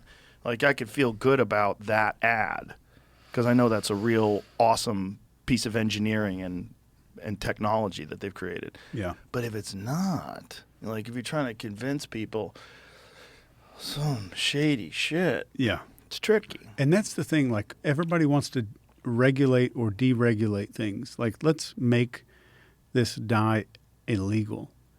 But you can't regulate health any more than you can regulate morality. It's like when they made alcohol illegal, everybody just went into right. So instead of you have to inform the public instead of restrict them. Like you're not going to regulate morality and good decisions, and it just won't happen. You have to we have to stand on freedom and then educate. Like maybe there needs to be a cigarette warning label on like whatever's putting these dye and stuff, like which I'm not educated on. But all this like chemicals and stuff in the foods may need a label instead of a regulation. Right. So maybe that's the ticket. I don't think there's a right answer. It's like so many of these issues. There's no right answer about everything. I mean, did the ads on cigarettes where they show like may cause cancer, may cause low birth rate, did that even put a dent in the amount of people that smoke cigarettes? No, but it made it may have, but it made a better informed public. Like at least you knew it. Yeah. You're willingly now taking the poison. Right. And you should be able to, just like you should be able to eat junk food. Like when people talk about like getting rid of Doritos or making them change the thing, like, hey, hold up. Doritos as they are fucking amazing. Just don't eat them every day, stupid. You should eat them like knowing this is just mouth pleasure. I'm going to just have some fucking delicious Cool Ranch Doritos. They're not good for you. They're not pretending to be good for you. You're not supposed to eat them for nutrition, dumbass. This is like mouth recreation. That's what that is. Yeah. It's not really food. Are you going to feel like shit afterwards? Yeah, if you eat the whole bag. Are you going to get sick? Well, if you eat them every day, all day, you'll get sick. Don't do that. Have them every now and then. You're watching a movie, open up a bag of Doritos. What's the big fucking deal? Not a big deal. The only thing that's going to happen if you make it illegal is they'll just slap a label on it that says for external use only. Put it right Bathing back on in the Doritos. But it's just one of those things where it's like, I don't think you should tell people they can't have things that aren't healthy for them. Because there's a lot of things like cookies and cake and shit. It's just not fucking healthy for you. Are you going to kill the baking industry? Like, that's dumb. That doesn't make any sense to me. Yeah. Like, you should just know what you're doing. You should, and unfortunately, a lot of people don't. A lot of people aren't very educated as far as food. Give your throat a vacation. Oh my God. Smoke a fresh cigarette. Unfiltered Camels. They're the worst. Oh my gosh. God. Did you see that second paragraph of that? What? No, what did it say? There's a peppery stuff in other tobaccos that stays in your throat. Oh, it's the peppery dust left in tobacco by inefficient cleaning methods that makes you cough. They're actually advertising the cellophane on the pack to keeping it more fresh. Of course it is, Jamie. The humidor pack. There's no stale, crumbly, parched tobaccos. The fine Turkish and mild domestic tobaccos of which Camels are blended come to you in prime factory fresh condition thanks to the humidor pack. Oh, it's basically read a cigar that last humidor. sentence. The last one. Give your throat a vacation. Switch to Camels for just one day. Then leave them if you can. Sounds like Frito-Lays. They knew. Yeah, you can't eat just one. Right? Popsy Stop, all that stuff. Is Pringles? I mean, that's both of them there. That's both of them. Yeah. A lot of them, you bet you can't eat just one. Yeah, they're good. They're good. Just don't eat them every day, stupid. One of these. But if they take fucking potato chips off the shelf, if they take Ruffles off the shelf, I'm going to be pissed, RFK. All right? Leave all that garbage up there. Leave Coca-Cola up there. Let them have it. You can't regulate good decisions. No, but you should just know what you're doing. But if you know what you're doing, you take care of yourself, it's not bad to have cake every now and then. Yeah. A little bit of cake. I completely agree. But there's a lot of value in what you're teaching and what you're explaining to people. And I think if more people understand how psychological manipulation is used, they'll be less vulnerable to it. And I think one of the things that the first things that we teach people is called the firewall illusion. So like if you went to Best Buy today and like picked up a laptop and I was like, Joe, you should get the antiviral or whatever software there. And you're like, no, I don't believe in viruses. I'm immune to it. That's a problem. So if you believe you can't be persuaded by these things, if you believe that social media can't persuade me, doesn't work on me, bro. You are the suggestible person. Yeah. Like your brain versus a $1 trillion computer, you're going to lose. I'm going to lose. And I can spot all of the things and I'm still going to lose. What do you think is the biggest impact in terms of social media on the way people think? Rephrase that. What social media obviously is having some sort of psychological manipulation on people. Yeah. What do you think the biggest impact it's having on people, other than the theft of your time? Tribal confusion. So I get to automatically, I don't have to hack your brain. I don't have to convince you of anything. All I have to do is tell you a whole shitload of people believe this one thing. And all that is, it may not get you to keel over right away, but it gets you to say, wow, it's starting to become a pretty popular idea. I'm going to start to entertain. It might start entertaining that. So technology has outpaced our brain's ability to adapt, period. We cannot adapt. Our brains haven't changed in 200,000 years. If I can trick the mammal part of your brain that doesn't even speak English, not even English. So all I have to do is get the human part of your brain to translate what I'm seeing, what you're seeing on the phone, into an image in your mammalian brain and think that it's brand new, something weird that haven't seen before. Does that sound familiar on social media? Sure. Weird, unusual. Oh, yeah. Novelty generates focus. Then there's an authority because you're thinking a lot. This thing has 97,000 likes in the last hour or whatever. Authority. Tribe is there because it's built into the likes. And then a lot of bots in the comments that agree with it. And Yeah. chime in and Can't believe he's positive. doing this. What a narcissist. All that kind of stuff. Yeah. I've got a hold. I've put a leash around your mammalian brain, and people don't realize how fast it happens, how fast that stuff can happen. What do you think? Like, if I'm having you on social media for 16 hours a day, which is like I think 11 hours is like a common number for people, for us kids especially. If I've got you for 16 hours with advanced algorithms and technology designed to manipulate you specifically. And in 1972, they could talk someone into murder in 45 minutes. If you just imagine what's possible. And know that governments are utilizing that. It's not just people's opinions, and it's not just groups of people that are trying to convince other people to think the way they think. It's actual governments that are involved in trying to manipulate narratives. Yeah.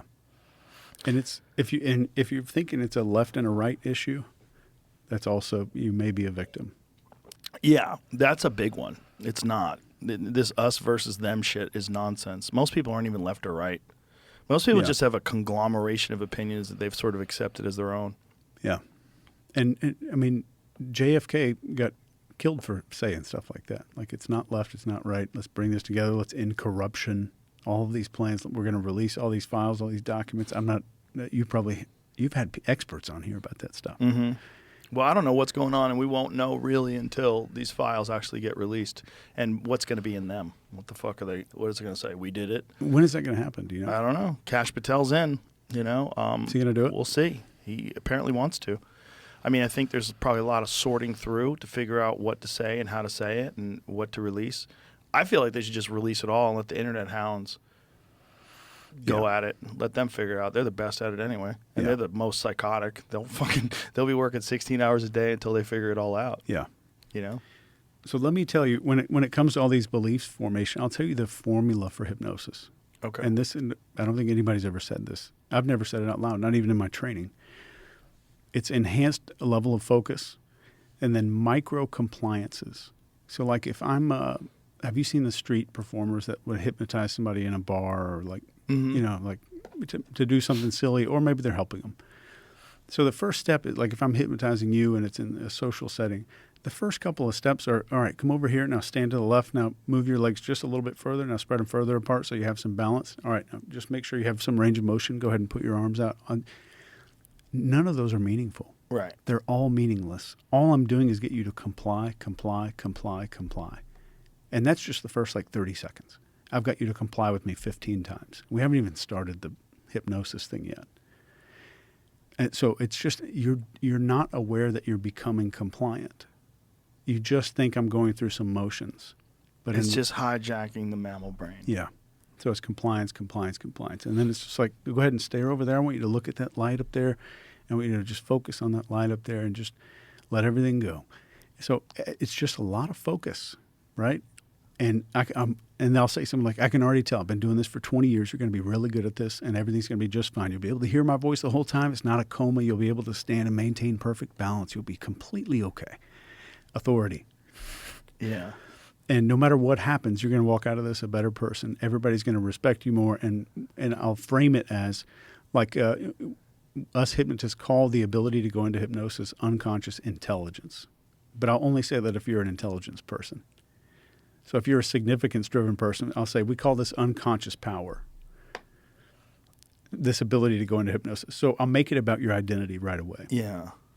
And then there's an increase in dissociation. Like, there's one part of you doing this, one part of you doing that. So that's like the induction where they're saying, all the way down, that kind of stuff. Yeah. But that's, if you look at social media, the final step of hypnosis is fractionation. Slightly out of trance, back in. And every time you go back down into that trance, you go deeper. If you put an EEG on someone's head, and I think you've had Dr. David Spiegel on here before, or you've at least had Darren Brown. Yeah, I've had Darren Brown on. They've done studies on this. Like, this fractionation process increases the amount of theta waves that are going on in your brain, which is the theta waves of hypnosis. So from the ages of 1 to 8, give or take, your brain is in theta like 80% of the day. That's why we learn so fast and we can do all that stuff. So up and down. And if you go back the next time, for anybody watching this, the next time you start scrolling through social media, I want you to watch how it's going to peak a positive experience for 2 or 3 videos in a row, and it's going to start going downhill. And it's going to go back up, and it's going to go downhill.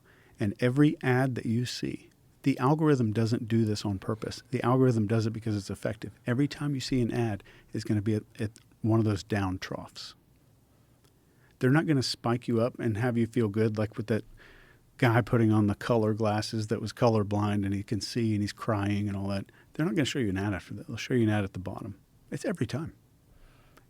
And I don't think that's programmed into the algorithm. I think the algorithm adapted because that is the effective way to do it. Jesus. It's well, hypnosis. listen, here's your book, Behavior Ops. This is a fat book, dude. There's a lot going on in here. It's all indexed. And is this available everywhere?